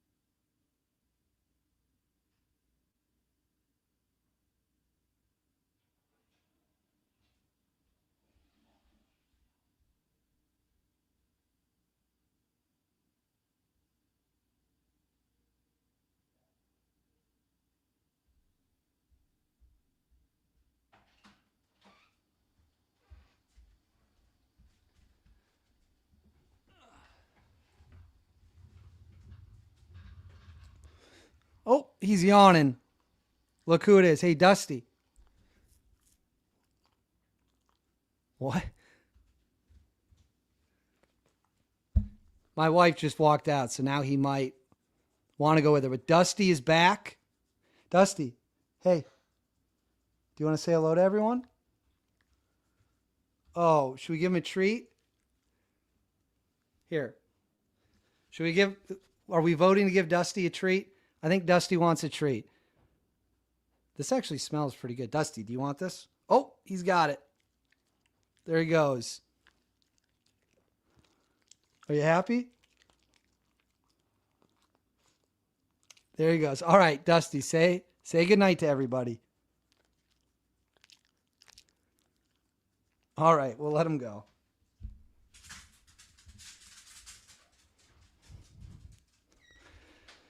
There's Dusty.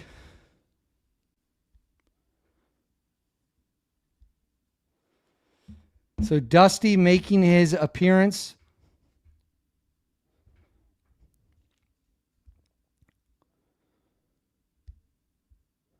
All right, we got Rockafire fan, $5. The people who refuse to stand behind our country during these times are also the same people who would roll over and surrender if we were invaded. 100% true. 100% true. Sometimes you got to fight. And you got to fight because not only is it the right thing to do, sometimes it's the only thing to do. And that is the fact of the matter. And that is where we find ourselves now. So I agree with you. That's why I keep a copy of Red Dawn right here. Because it's not just the coolest movie ever made. It perfectly sums up the American experience and spirit. Apparently earlier today, a cargo plane was shot down, possibly shot down near Iran. The Pakistanis are currently in the search and rescue. Yeah, no, I saw that. So a cargo plane went down right after the ships were bombed. It disappeared from radar. It fell something like 35,000 feet in no time at all, and then just disappeared. And remember, Iran shot down a passenger plane in 2019 by accident. We killed Soleimani. They bombed a place in Iraq. They thought we were firing back, and what was actually being shot at, they shot down their own passenger.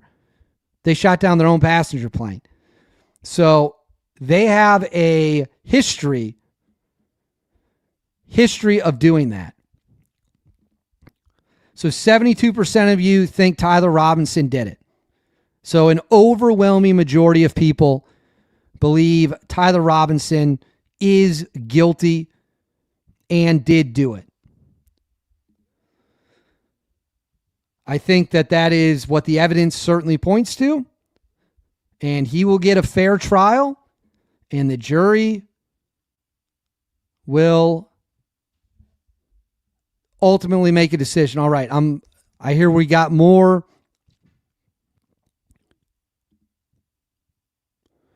All right, we have a plane now that is resurfaced, but is fallen off radar. Hang tight. A massive plane is inbound. A massive Iranian plane is inbound. It's gone already. It's gone already. Something very strange is going on. A massive Iranian jet has disappeared. This was the flight history. It appeared right here. It flew secretly into Iran, briefly appeared east of Isfahan, seemingly bound for, I think it was bound, seemingly bound for Tehran, and then disappeared again. So we have planes falling off radar left and right. I truly do not understand what is going on right now. I truly don't know what is going on.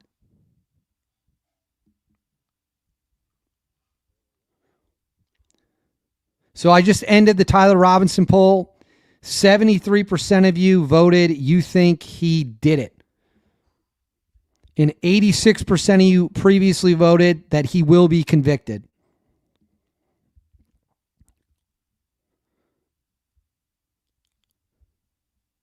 So we are watching what is going on the ground at this moment.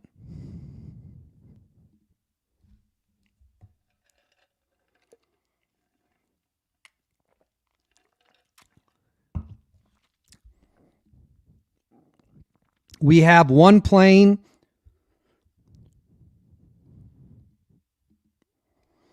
All right, we have one plane that's transponder is still on. I'm going to put it on the screen for you. It has reappeared. This is not the big one. But right here, this left Mashhad and is now bound.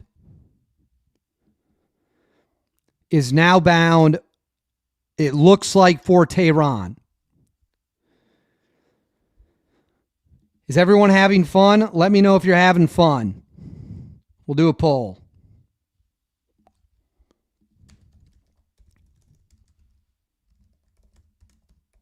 Join the show. Keep your chats coming.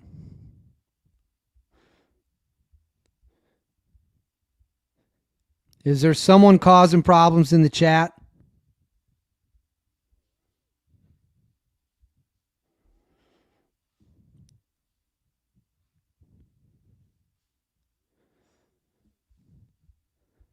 I'm always happy when you guys enjoy seeing Dusty.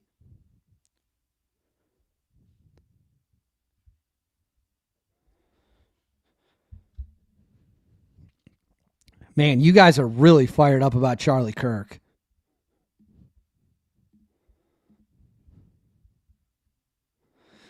All right, what do we got? We got Turkish Airlines THY 646 declared emergency on flight, radar diverting into Turkey.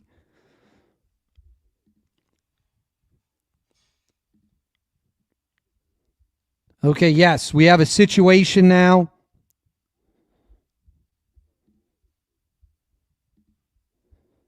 We do have a situation. Oh, come on. So there is now an airline that is squawking an emergency in the sky, leaving Istanbul, an emergency after passing Cyprus, and is now turned back towards Turkey. So we've got a lot of crazy things going on at this moment. Yellow planes are us, must be 500 or more. Are you talking about in the Middle East? Let me see. Are all these ours or all these ours? I don't know if all of those are ours, but a lot of them certainly. A lot of them certainly are. We've got tankers in the air. We got fighter jets in the air. We got this tanker right here that is in the Mediterranean. That is just flying tracks here, refueling the fighter jets that are carrying out the strikes.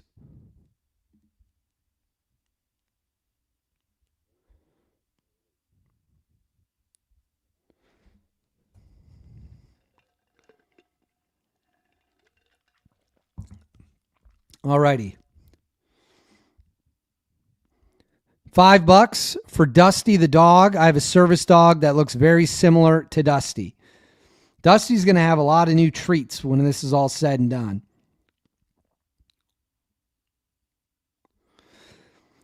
John is back with $5. Have you read all those Jack Carr books?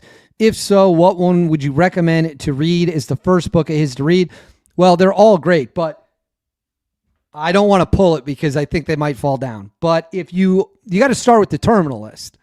The Terminal List is the start of the James Reese series. So if you're going to start reading Jack Carr's book, although there's other kinds too, you've got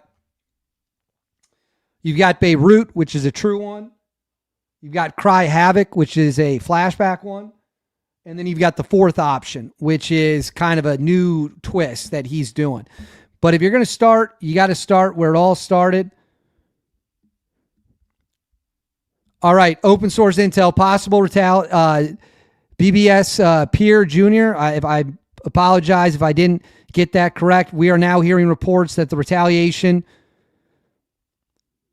could be underway. Yes. So possible Iran retaliation possibly has begun.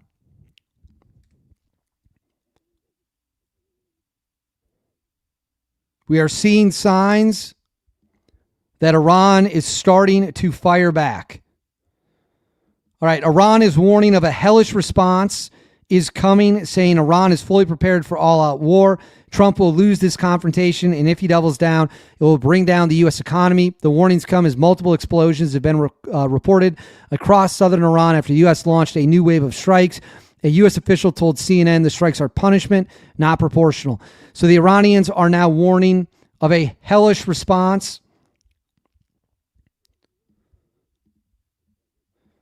And again, we got a lot of new people in here. Make sure you're subscribed if you want to be in the live chat, or just subscribe anyways because you enjoy the content. Make sure you're liking the video. That is the best way for us to get the information out there, and we want as many people to see this as we possibly can.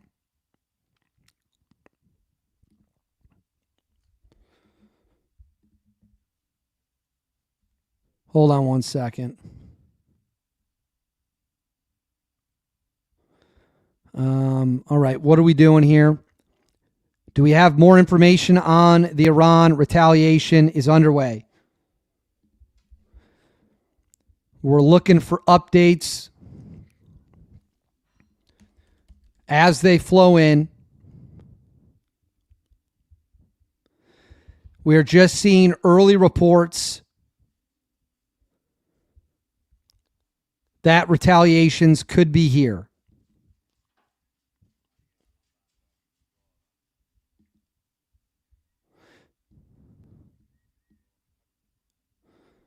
So I am, for those of you who are just joining us, I am going to put this on the screen.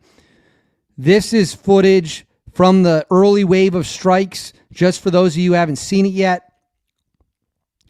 Let's watch.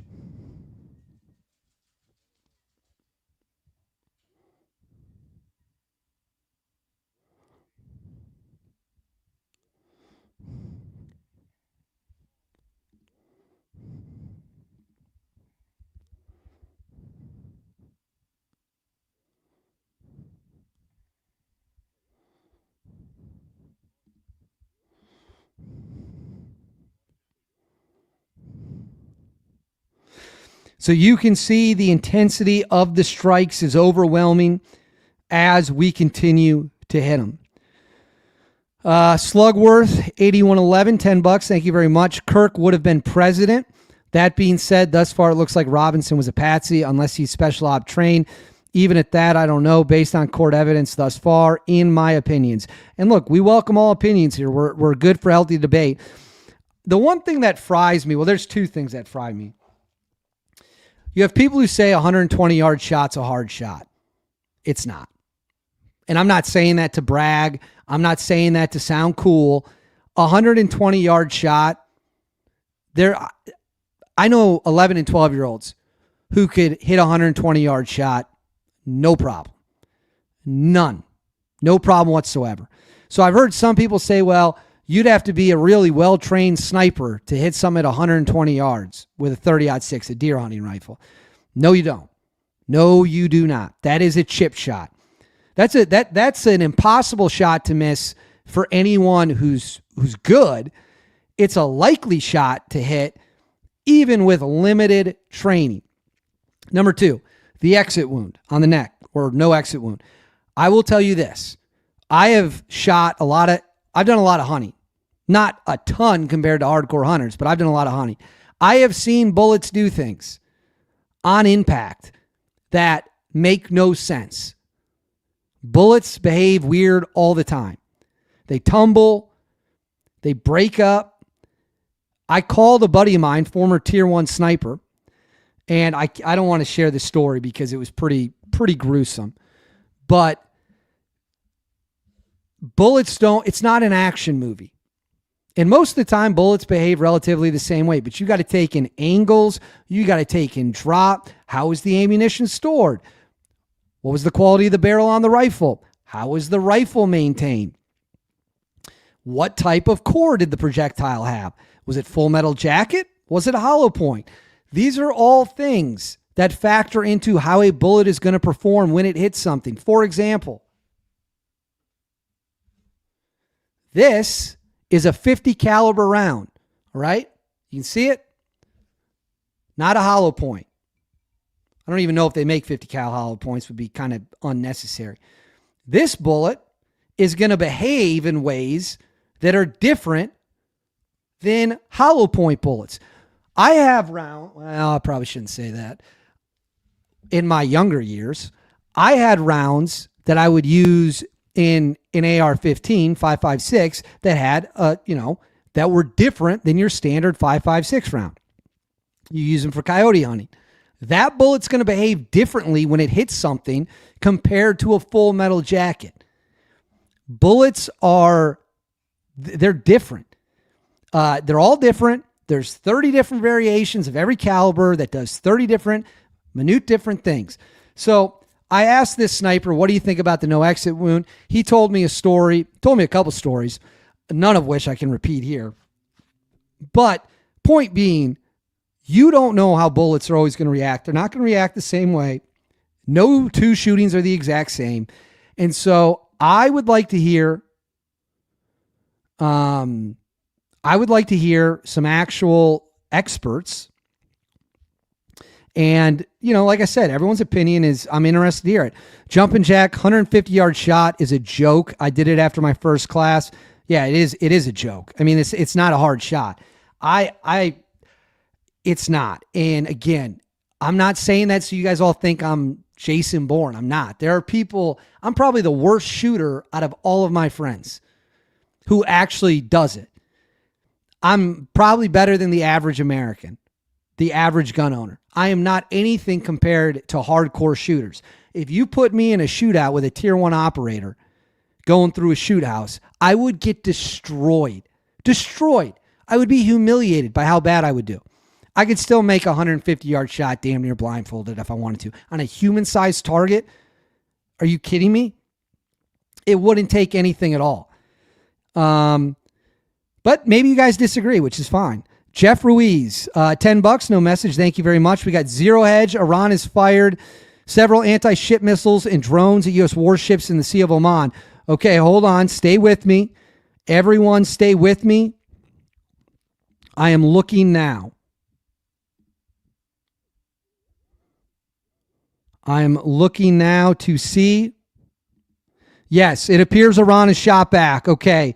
It appears Iran, yes, Iran has fired several anti-ship missiles and drones are in the air headed towards U.S. targets. According to the Iranians, they have opened fire. Their anti-ship missiles are in the air.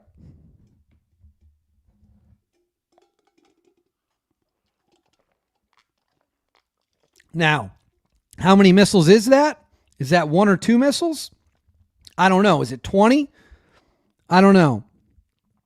We got God's Wade. Thank you for becoming a member. We do have a membership. Helps keeps the lights on here. Helps all the money we get goes right back into the show.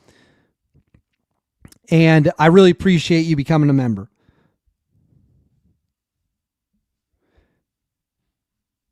Yeah, so I can tell that my viewers are very good with firearms because pretty much all of you are saying that 150, 120.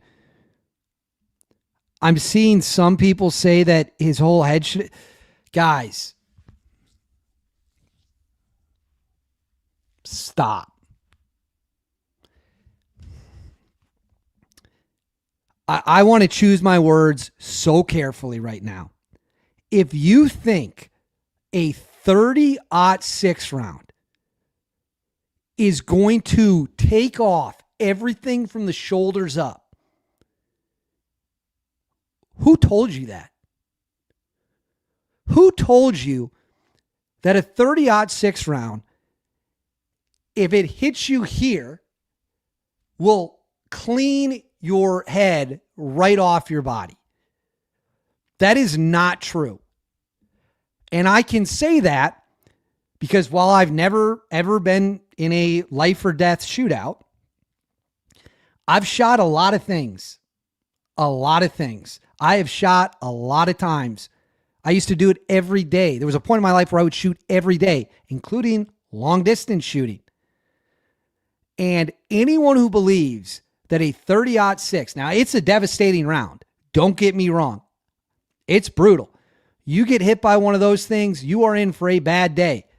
You are in for a bad day. Whoever told you or whoever made you believe that it's going to clean from neck up, take your head off, should put down the action movies, go get a ballistic dummy and shoot it with the exact same round, that exact same rifle. Furthermore, even easier. UBL, Osama bin Laden.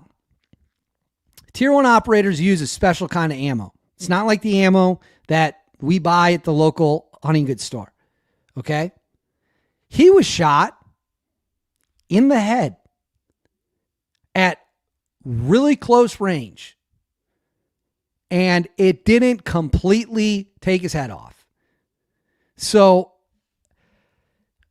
it's just not true. I mean, it's going to cause a bad injury. Don't get me wrong. It's not Slugworth 8111 is back. It's not the distances of the shot that's weird. It's how he climbed the roof and reassembled the rifle in the time frame of the shot in video footage. Love you, David, and thanks for the stream. And yeah, and I want answers to that. I'm not disagreeing with you, by the way. I would like to see some answers of that. And I would assume the authorities are able to explain that. Because, yeah, that's a fair point. Like, explain to us how that happened. And maybe there's a reasonable explanation. I personally I have never, at least I don't think, if I did, I would have been really young when I did it. I don't know the exact bolt action model he had in 30-06 where the takedown screws are. I assume it's similar to other bolt action rifles, but I don't know that, so I'm not going to say because I don't know. But yeah, no, that's a fair enough question. 150 shot and prone is not hard. The question is, why was that area not secured? Sniper team would know that is a spot to secure. I know people who were there when it happened. And the fact that, and I know people who traveled all over with Charlie. I knew people that were very, very, very close with Charlie. Charlie's security, he was not the president. He was not the vice president. His security was in the inner area right where he was. It was a threat level assessment. What's the biggest threat? Someone coming up to him point blank. So we're going to put his security right there. We're talking about college campus cops. They should have, yes. Should someone have been able to get up there? Absolutely not. The fact of the matter is Charlie Kirk was not going to get Secret Service level protection. They're not going to put drones in the air. They're not going to lock down the airspace because he's not under Secret Service protection. And his privately hired security does not have the authorization or the authority to do that. Hindsight's 2020 though. David Webb's back for $10. Been shooting since 4 with a kid's 22. I shot a 7.62 with 3.7 on my guns. 120 yards are easy. It enters with 1.1 inches and exits with 3.1 inches depending on the mash you hit. That sounds about right to me. So you mean to tell me it doesn't take off something the size of a basketball and just completely detach it? You know, I can tell you know what you're doing with guns. It's quick to see who knows what they're doing with guns and who does not. Fortunately, you guys are all very, very, very smart.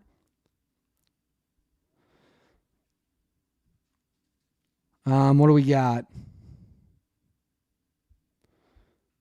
What do we got? All right, I'm going to look for updates. See if there's any coming in. Seeing if we have any more information on the Iranian response.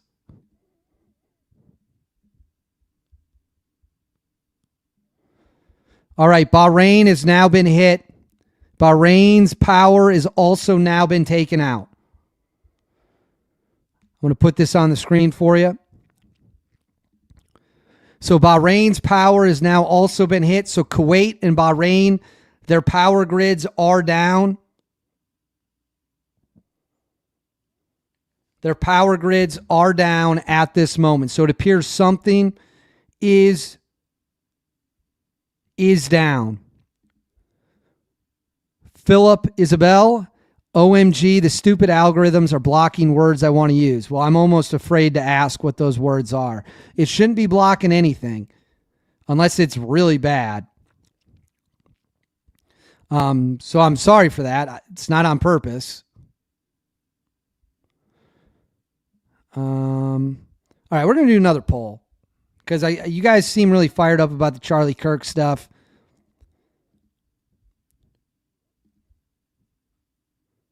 Let me get a poll going here.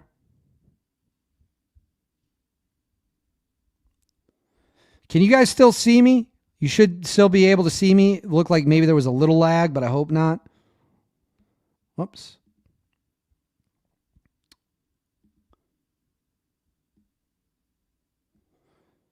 All right. Is 150 yards a tough shot? So we just did a new poll. We got Jorge Ortiz for $5. Thank you very much. We appreciate it.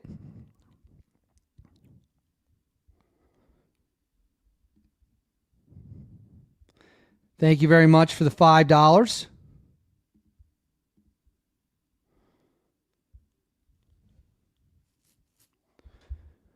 I'm no gun expert, so yeah. So people are saying it kind of depends on whether or not you know how to shoot. Fair enough. Fair enough. So maybe for an untrained shooter, that would be hard. For anyone who's done it before, I promise you, you could learn how to do it shockingly quickly.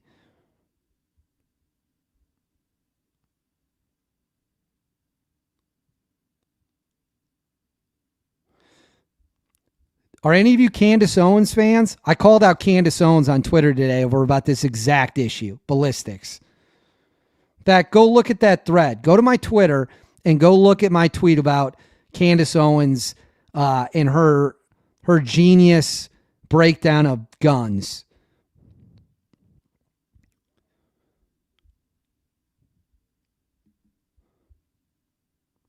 So a lot of you, yeah. So many of you think 150 yards is not difficult at all. I would agree with you. Yeah, so you guys are not big Candace Owens fans, it looks like. Not too many Candace Owens fans. Yeah, it's going to be real interesting to see how that all plays out once this is said and done.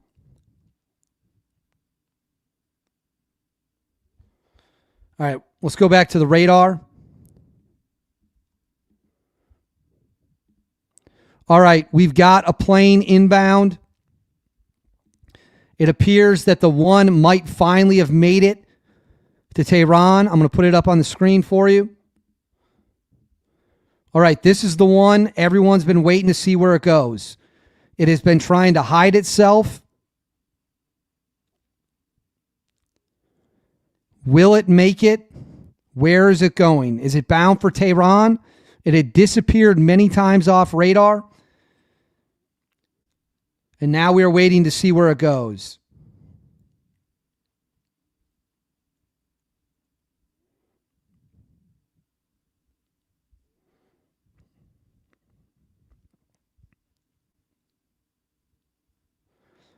It is getting close. We are watching closely.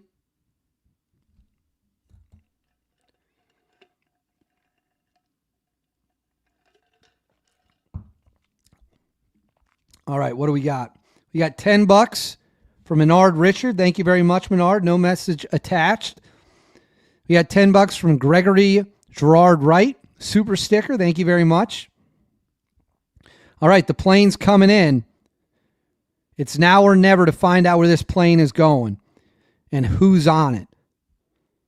So that's what we've had 4 mysterious flights tonight.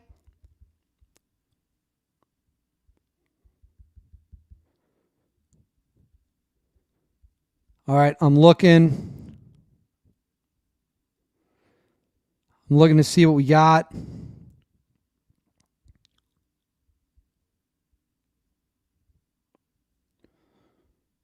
Looking to see what we got.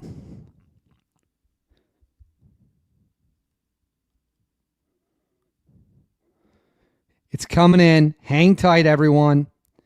It's coming in.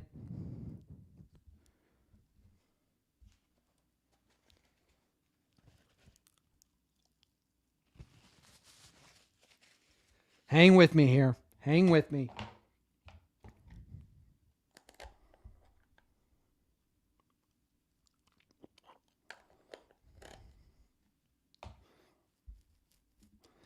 Here it comes. Buckle up. We are watching in real time as one of the mysterious flights is closing. It has 2 options. It can go to Mehrabad, which has been heavily bombed, or it can go to the international airport. We do not know who is on this flight. It has evaded the radar for some time before flipping on its transponder.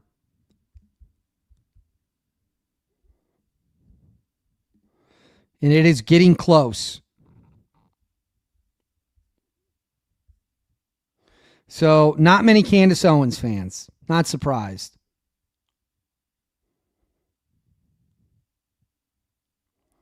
Some people are saying they want to see me run for president in 28 with Gavin Newsom as my VP. Was that like a unity ticket?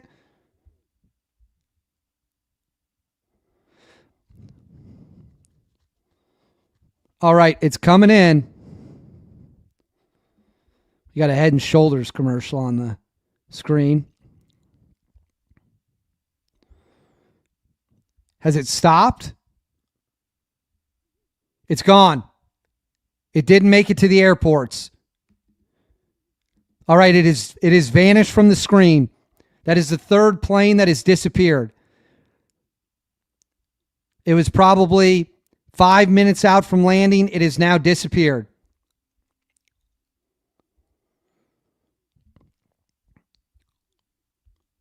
Man, oh man.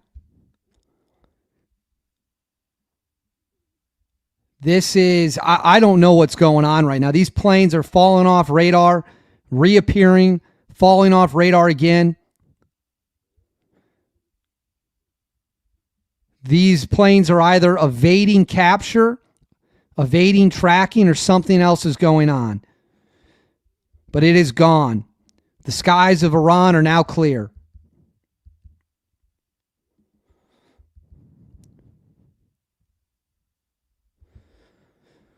Oh boy.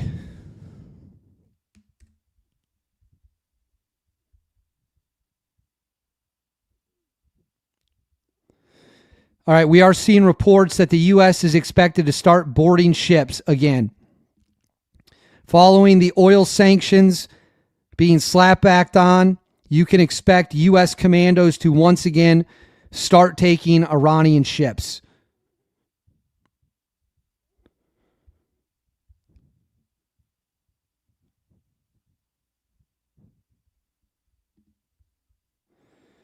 All right, what do you guys think about Ian Carroll? You guys know who Ian Carroll is? He's a big Charlie Kirk truther. Former, well, I don't want to be mean, but we got $5 from Philip Isabel. Rapid disassembly munition dropped from a plane. That word. Not sure they're dropping them over Iran from these planes. I think these planes are moving people to bunkers. I think they know that this is not going to stop. And I think they are moving people into bunkers.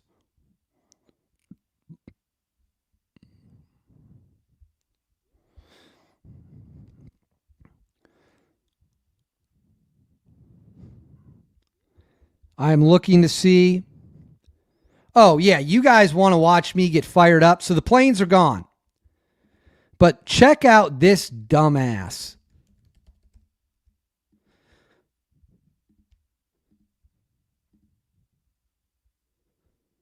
Check out this guy. Let me find the video of him.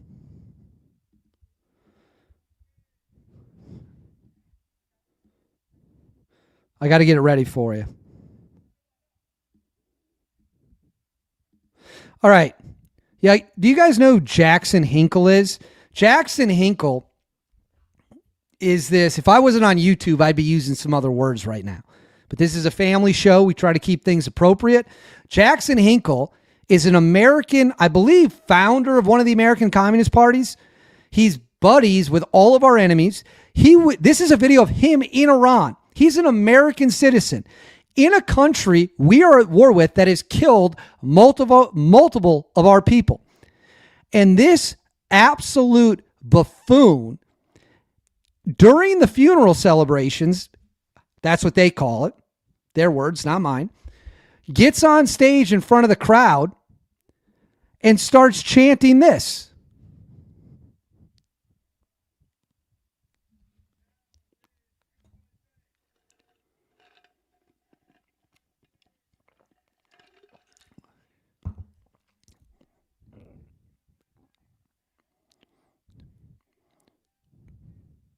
I'm telling you right now,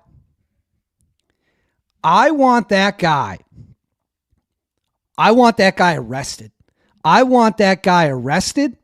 I want him tried on whatever charges they can find on him, because you are a traitor. You are a traitor to this country, and you are a traitor to all the men and women who sacrificed, who bled, who died, who lost limbs for this country. To go to Iran. Oh, you guys couldn't hear it? Oh, hold on. I'll do it again.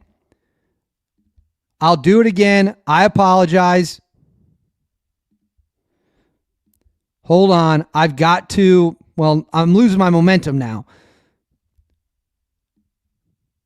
I will do it right now. Hold on.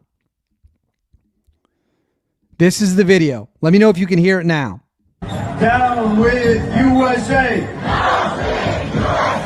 Down with USA! Down with USA! Down with USA! Did you guys hear that? Could you hear that time? The audio should have worked that time. Let me know if it did. It should have. The streaming software glitched out for a second. Did you guys hear it? Yeah, you can hear it. I want that guy arrested. If that guy's feet touch back down in the United States of America, I want him in handcuffs. And I don't care what they got to figure out to charge him with. That is traitorous behavior. Traitorous behavior. To be an American citizen, go to Iran for the funeral of one of the most evil men of our lifetimes. Get on stage in front of the Iranians and chant "Down with USA." You are a traitor. And you are disgraceful, you are disgusting, and you are spitting on the legacy of every person who laid it on the line for this country in whatever fashion they did. That guy is an absolute clown. He's a piece of garbage. He's an anti-American piece of trash. And I want him in handcuffs. I want him hauled into court. Figure out a way to do it. Find a law that he broke. I don't know. Providing aid and comfort to the enemy. That's on the books. Figure out a way to do it. I was so enraged when I saw that. I thought I might have to get on a plane and go to Iran and find him and confront him. But of course, if I go to Iran because I'm an American patriot, they'll just kill me. They'll kill me the moment my feet touch down in Iran. The only reason they're letting this guy in to do this is because it's propaganda. They are using him because he is a traitorous piece of trash. And if he ever comes, I think he lives in Russia. But he is with all of our enemies. He is with all of our enemies. And I don't know, but I've heard he's a very small person in real life. I'm not a very big person myself, 6 feet. I weigh about $165 or so. You know, I'm not the biggest human who ever walked. I want that dude in handcuffs. I want him in handcuffs. I want him perp walked into a federal courthouse. I want him charged with every single thing they can find. And then I want him to serve the prison sentence he deserves for doing this. It's one of the most disgusting things I've ever seen in my life. And I could go further. People are saying, well, he has this First Amendment right. That applies to here, the United States of America. It doesn't apply. You don't have a Second Amendment right in Iran. You don't have a Fourth and Fifth Amendment right in Iran. You don't even have a Third Amendment right, which is an amendment that 99% of Americans don't even know. So people say, well, he's got a First Amendment right. Yeah, he can say that here in America. He can stand in front of the White House and yell it all day long. That's freedom of speech. I disagree with it. I think it's stupid. That's freedom of speech. What's your First Amendment right to go to a country killing our people, get on stage at what certainly is a government-backed and government-endorsed rally? I would assume, but I can't prove because I don't know, IRGC, and then chant "Down with USA." I am disgusted. I am absolutely disgusted. And anyone who thinks this is a First Amendment issue does not understand that our Bill of Rights are about our homeland. I can't go to Russia and buy AR-15s because you don't have a Second Amendment right in Russia, right? When you're over there, things move differently. And so I'm sure they can find something, and I sincerely hope they do. And I would encourage the U.S. government to figure out a way to set the example that you're not going to be a traitorous scumbag and go to a country and endorse the overthrow of this country, our homeland, and get away with it. All right, we've got some super chats. We got Lyle Peterson. The algorithm won't let me send many words that are perfectly fine. That's why you get so many with no messages. Okay, if that's true, I don't know what that is. So I don't know what's happening.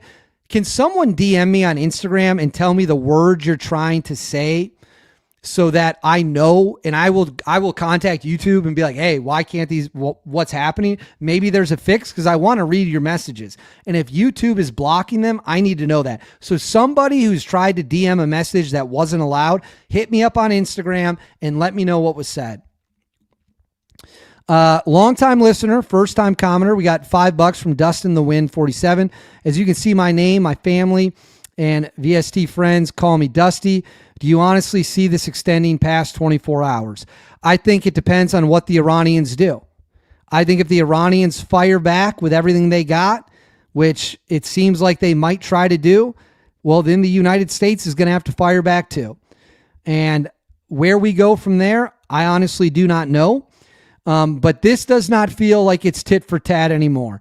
This feels like now our patience has run out. Our patience has run out, and now we're in it to send a message. Now we're in it to let them know, hey, different ball game. How do you see the remainder of the funeral playing out this week? That's going to be highly dependent on kind of the previous question of how long does this go on. If it turns into a full-blown escalation, it's probably off. I mean, the leaders are not going to come out into the open if they know we're bombing them, right? So if the strikes get delayed again, maybe they wait for Trump to get back for him to evacuate from Turkey. I don't know. But it's very dependent on what the next 12 to 16 hours look like. Bill Kennedy tried 4 times to get through. You are the only one doing the war live. More to say, but it won't let me say it. What words are taboo? Guys, this is crazy to me. No words should be taboo. They should all be fine. So it can let me know on Twitter or Instagram what you're trying to say, and I will go contact YouTube and figure it out. Eddie Baker, he should be arrested and charged for treason. Then something I will not say. He's talking about Jackson Hinkle. He needs to be punished. He needs to be punished. I don't care how it's done, but he needs to be punished. George Casey, 499, is our best course strategic bombing in conjunction with special forces ops rather than a full-on invasion. Yeah, I don't think people want a full-on invasion. So, yeah, that's more likely that it would be strategic bombing, B-2s, B-52s, B-1s. Maybe the B-21 gets in on the action, and then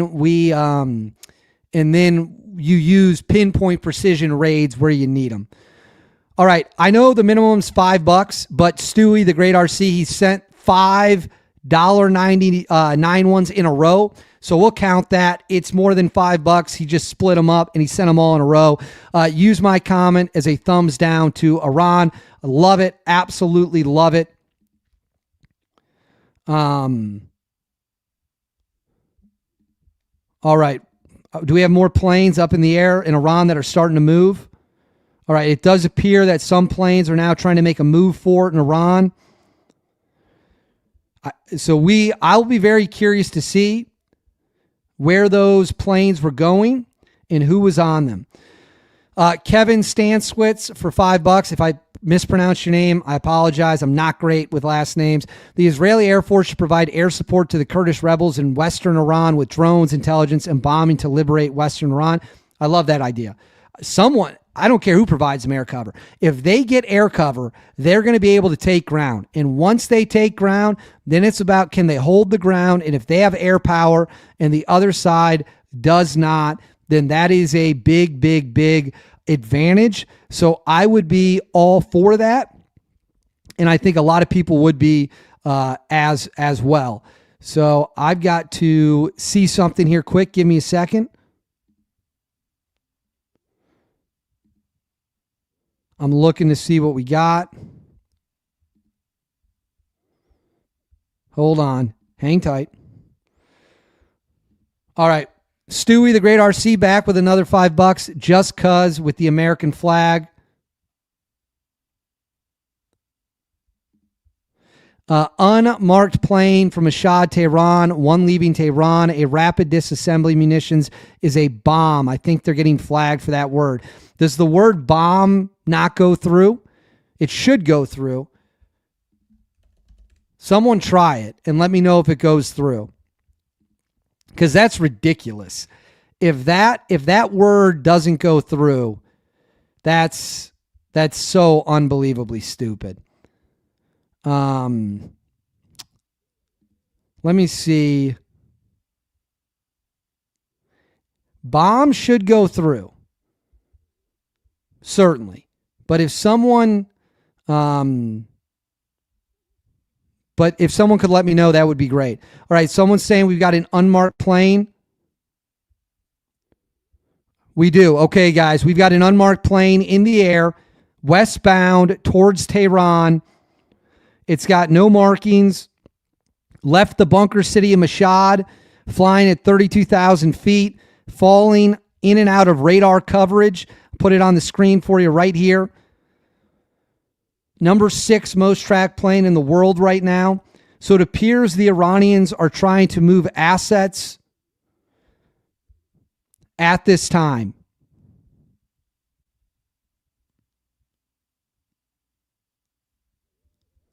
So it appears they are moving assets at this time as we are trying to figure out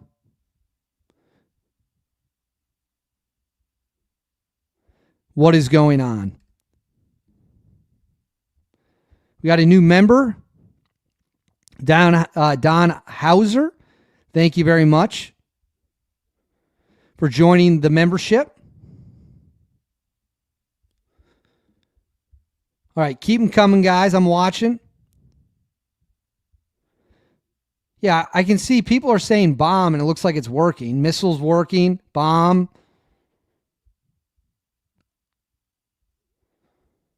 Let me know if it worked.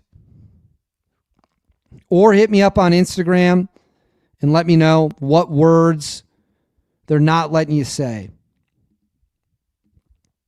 And I will do my best to get that fixed.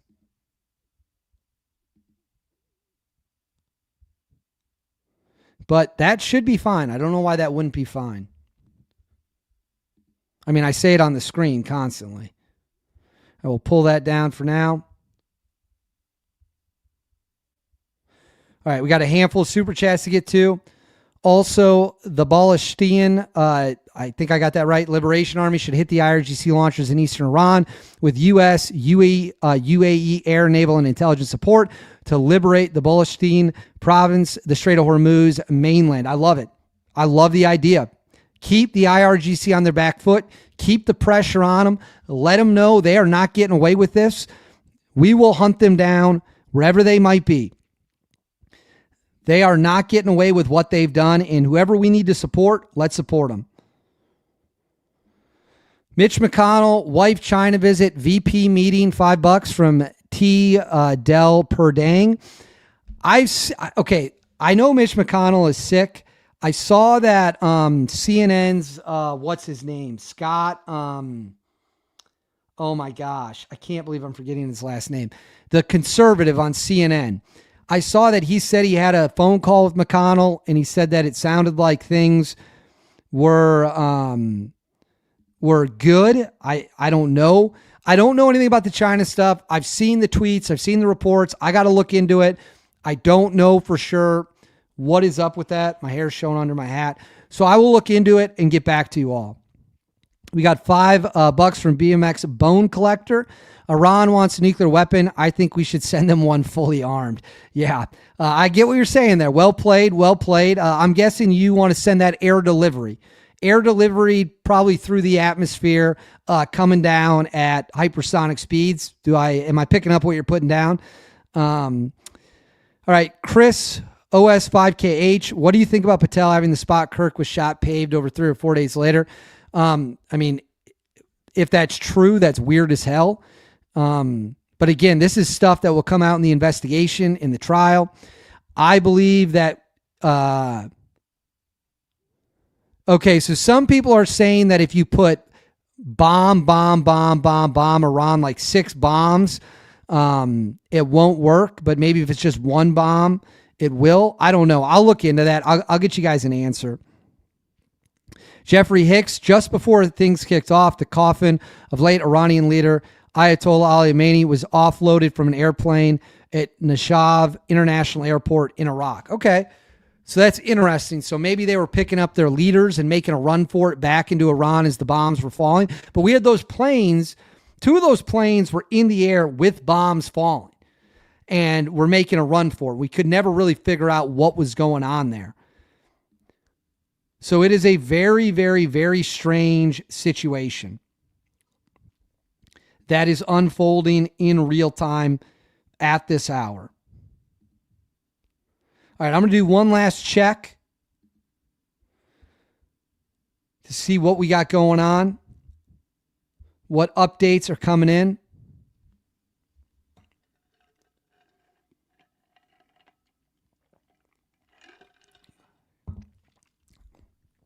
To see what we got.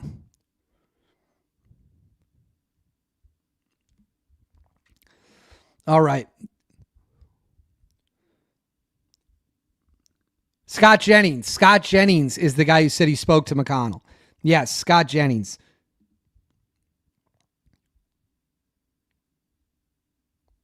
That's right. I should have remembered his last name. This is why I can always count on the chat.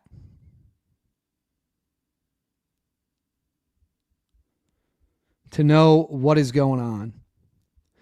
All right, we got $5. Aaron Victor Smith, Article 3, Section 3, Clause 1, U.S. Constitution in 18 USC 2381 by giving foreign enemies aid and comfort is classified as treason.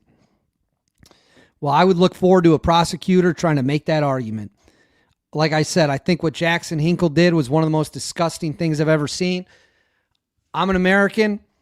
I don't care how much I might disagree with whoever the president is at any given time in my life. You will never see me go to another country and talk trash about America. That will never happen. Never. So I think what he did was beyond despicable. Should we or can we demand that NATO ally and Iran neighbor Turkey or India help U.S. and Iran or face trade deal tariffs and sanctions consequences? Well, we can certainly demand it. The question is, how far do we want to push it? Turkey, at a minimum, should let us use their bases for whatever we want. At a minimum. We have given that country so much through this NATO partnership. We've given all of NATO a lot. Some NATO members pull their fair share. Poland, for example, pulls their fair share. Most, as we all know watching this, do not. So, yeah, I mean, what we could say to them, I mean, we could even do this. Hey, you're going to give up the S-400. You're going to make all these concessions. We'll give you a couple F-35s, and then in return for the F-35s, we're going to use all your bases for flight operations. This is not the first time Turkey has royally screwed us over. In 2003, they initially said we could use their air bases for the invasion of Iraq, and then literally hours before the invasion was set to go down, what did they do? They pulled our base access so we could not use them. The Turks cannot really be trusted. Erdogan cannot really be trusted. Turkey of today is not like Turkey of the 1960s and 70s when it was much more secular. It is much more Islamic now. And that's just the basic fact. When the coup failed in 2016, and I was sitting at a bar in D.C., and the place was packed. We were all watching the coup attempt called Union Pub in D.C., and crowded. They had the news on every channel. That coup attempt was the best chance we had to get Turkey back to being normal, and it failed. And it likely was orchestrated by the United States of America and the Obama administration, if we're just being totally honest with each other. Erdogan is a problem, in my opinion. So we can ask. India is not going to get involved. India is not going to get involved, nor is their military really competent enough to be worth the trouble. We got Rebecca Mitchell. Do you have to pay to get your chats checked? Yads is where the planes are landing. They have an airport there. Not as common. Yeah, super chats. We do super chats. That's a guaranteed way to get your chat checked. Helps. Like I said, this isn't free. We got to keep the lights on. So they could be landing at a smaller airport, attempting to avoid detection instead of the big ones. But what's funny is the one went all the way to Tehran from Iraq, banked hard after it looked like it was landing, and then took off towards Mashhad, which is the bunker city, and then just fell off radar halfway there. So very, very, very strange. Bugs versus windshield until the IRGC walks out in loincloths, white flag waving, bomb the living heck out of them. Never, ever trust the IRGC. The IRGC cannot be trusted at all. They are terrible. They're awful, awful, awful people. And we're not going to pretend otherwise. I always say I'm not here to tell people what they want to hear. I'm here to tell people the truth. And the truth of the matter is the IRGC is one of the biggest problems we face, and we must deal with them.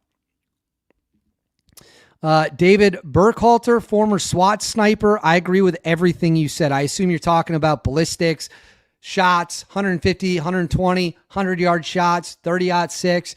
What does it actually do when it hits a human body? Thank you. I appreciate that. I don't shoot as much as I used to, or even close to as much as I used to. I used to shoot all the time. I'm not good compared to anyone who's actually good. Now, my definition of actually good is pretty high. I'm not like those guys, but I've shot enough, and I've shot enough animals, and I've shot enough things to know what it looks like when different bullets impact different things. And I know plenty of people who've done the real thing against real humans in combat. And they will tell you all the time, when people get shot, strange stuff starts happening. And there's some stories that I've been told by people I trust a lot that are, one, terrifying, and two, mind-boggling. And I just don't think people realize that it's not the movies. So thank you very much for the super chat. We got a $5 sticker from Bob Windham. Thank you very much for the super sticker. Means a lot. So we'll do another loop for updates.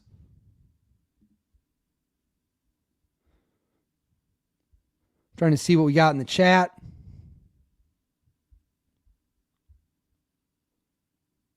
What video do you guys want me to show? I don't know what you're talking about.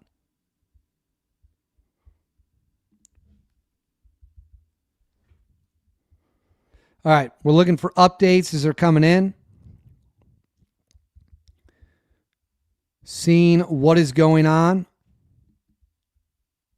Dude, I'll give you guys, again, I'll give you an example on the ballistic stuff about Charlie Kirk. And again, it's just my personal experience. I once was hunting, and I had never seen anything like this before. And I took a shot at an animal, not from a crazy distance. I probably, I had my dog who died in 2014 with me. So it would have been pre-2014. So I would have been, a college student, maybe younger. I think I might have done this when I was in high school. I don't really remember. I took a broadside shot at 120 yards at an animal. Okay.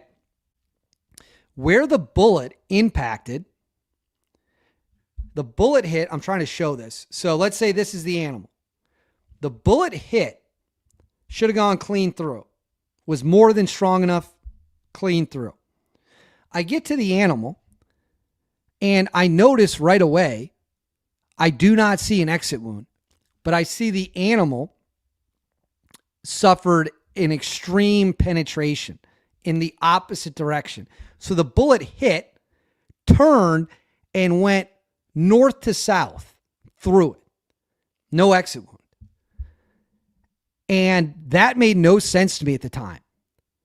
It was so strange. I did not understand how that happened, but it did. And I found the projectile when I was cleaning it. So again, bullets, it's not a movie, guys. It's not a movie.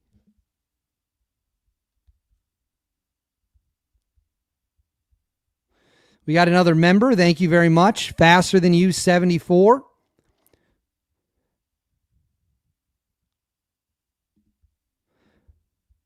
I have a photo of that hunting incident somewhere. I obviously would not be allowed to show it on YouTube, but I have it somewhere. I got to look to see where it is.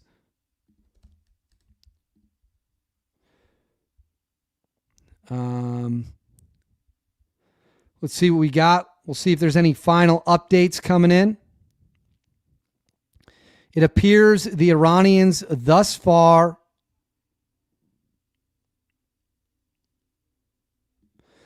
have not fired back or have fired back in a limited sense, but have not unleashed yet. We got $10 from 10 times FTS.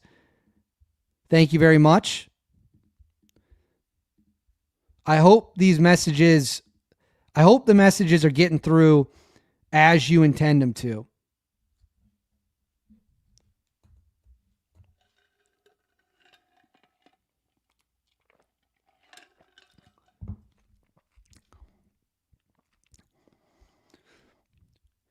All right, guys. I think we're at updates. I think that's pretty much where we're at. The sun will soon be up in Iran. Let me check see what time it is.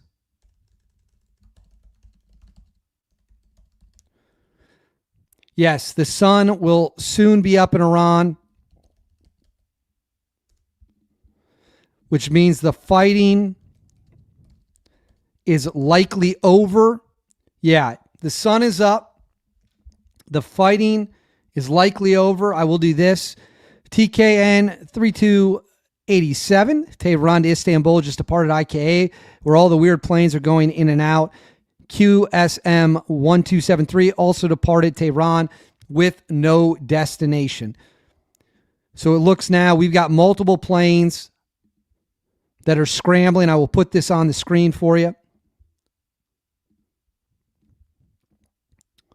We got multiple planes that are scrambling. You can see them right there. Going to unknown locations. This one has a destination, and this one coming from the bunker city still has no destination, but appears to likely be headed towards Tehran. So we will see what is going on. Daylight is here. Thank you, everyone who came and watched. We'll call this for the update. I'll be back to posting my regular videos tomorrow, as always. Thank you very much for hanging out with me. Please make sure to like the video. Make sure you're subscribed. And as always, guys, I'll see you next time with more updates. It's been a very fun night.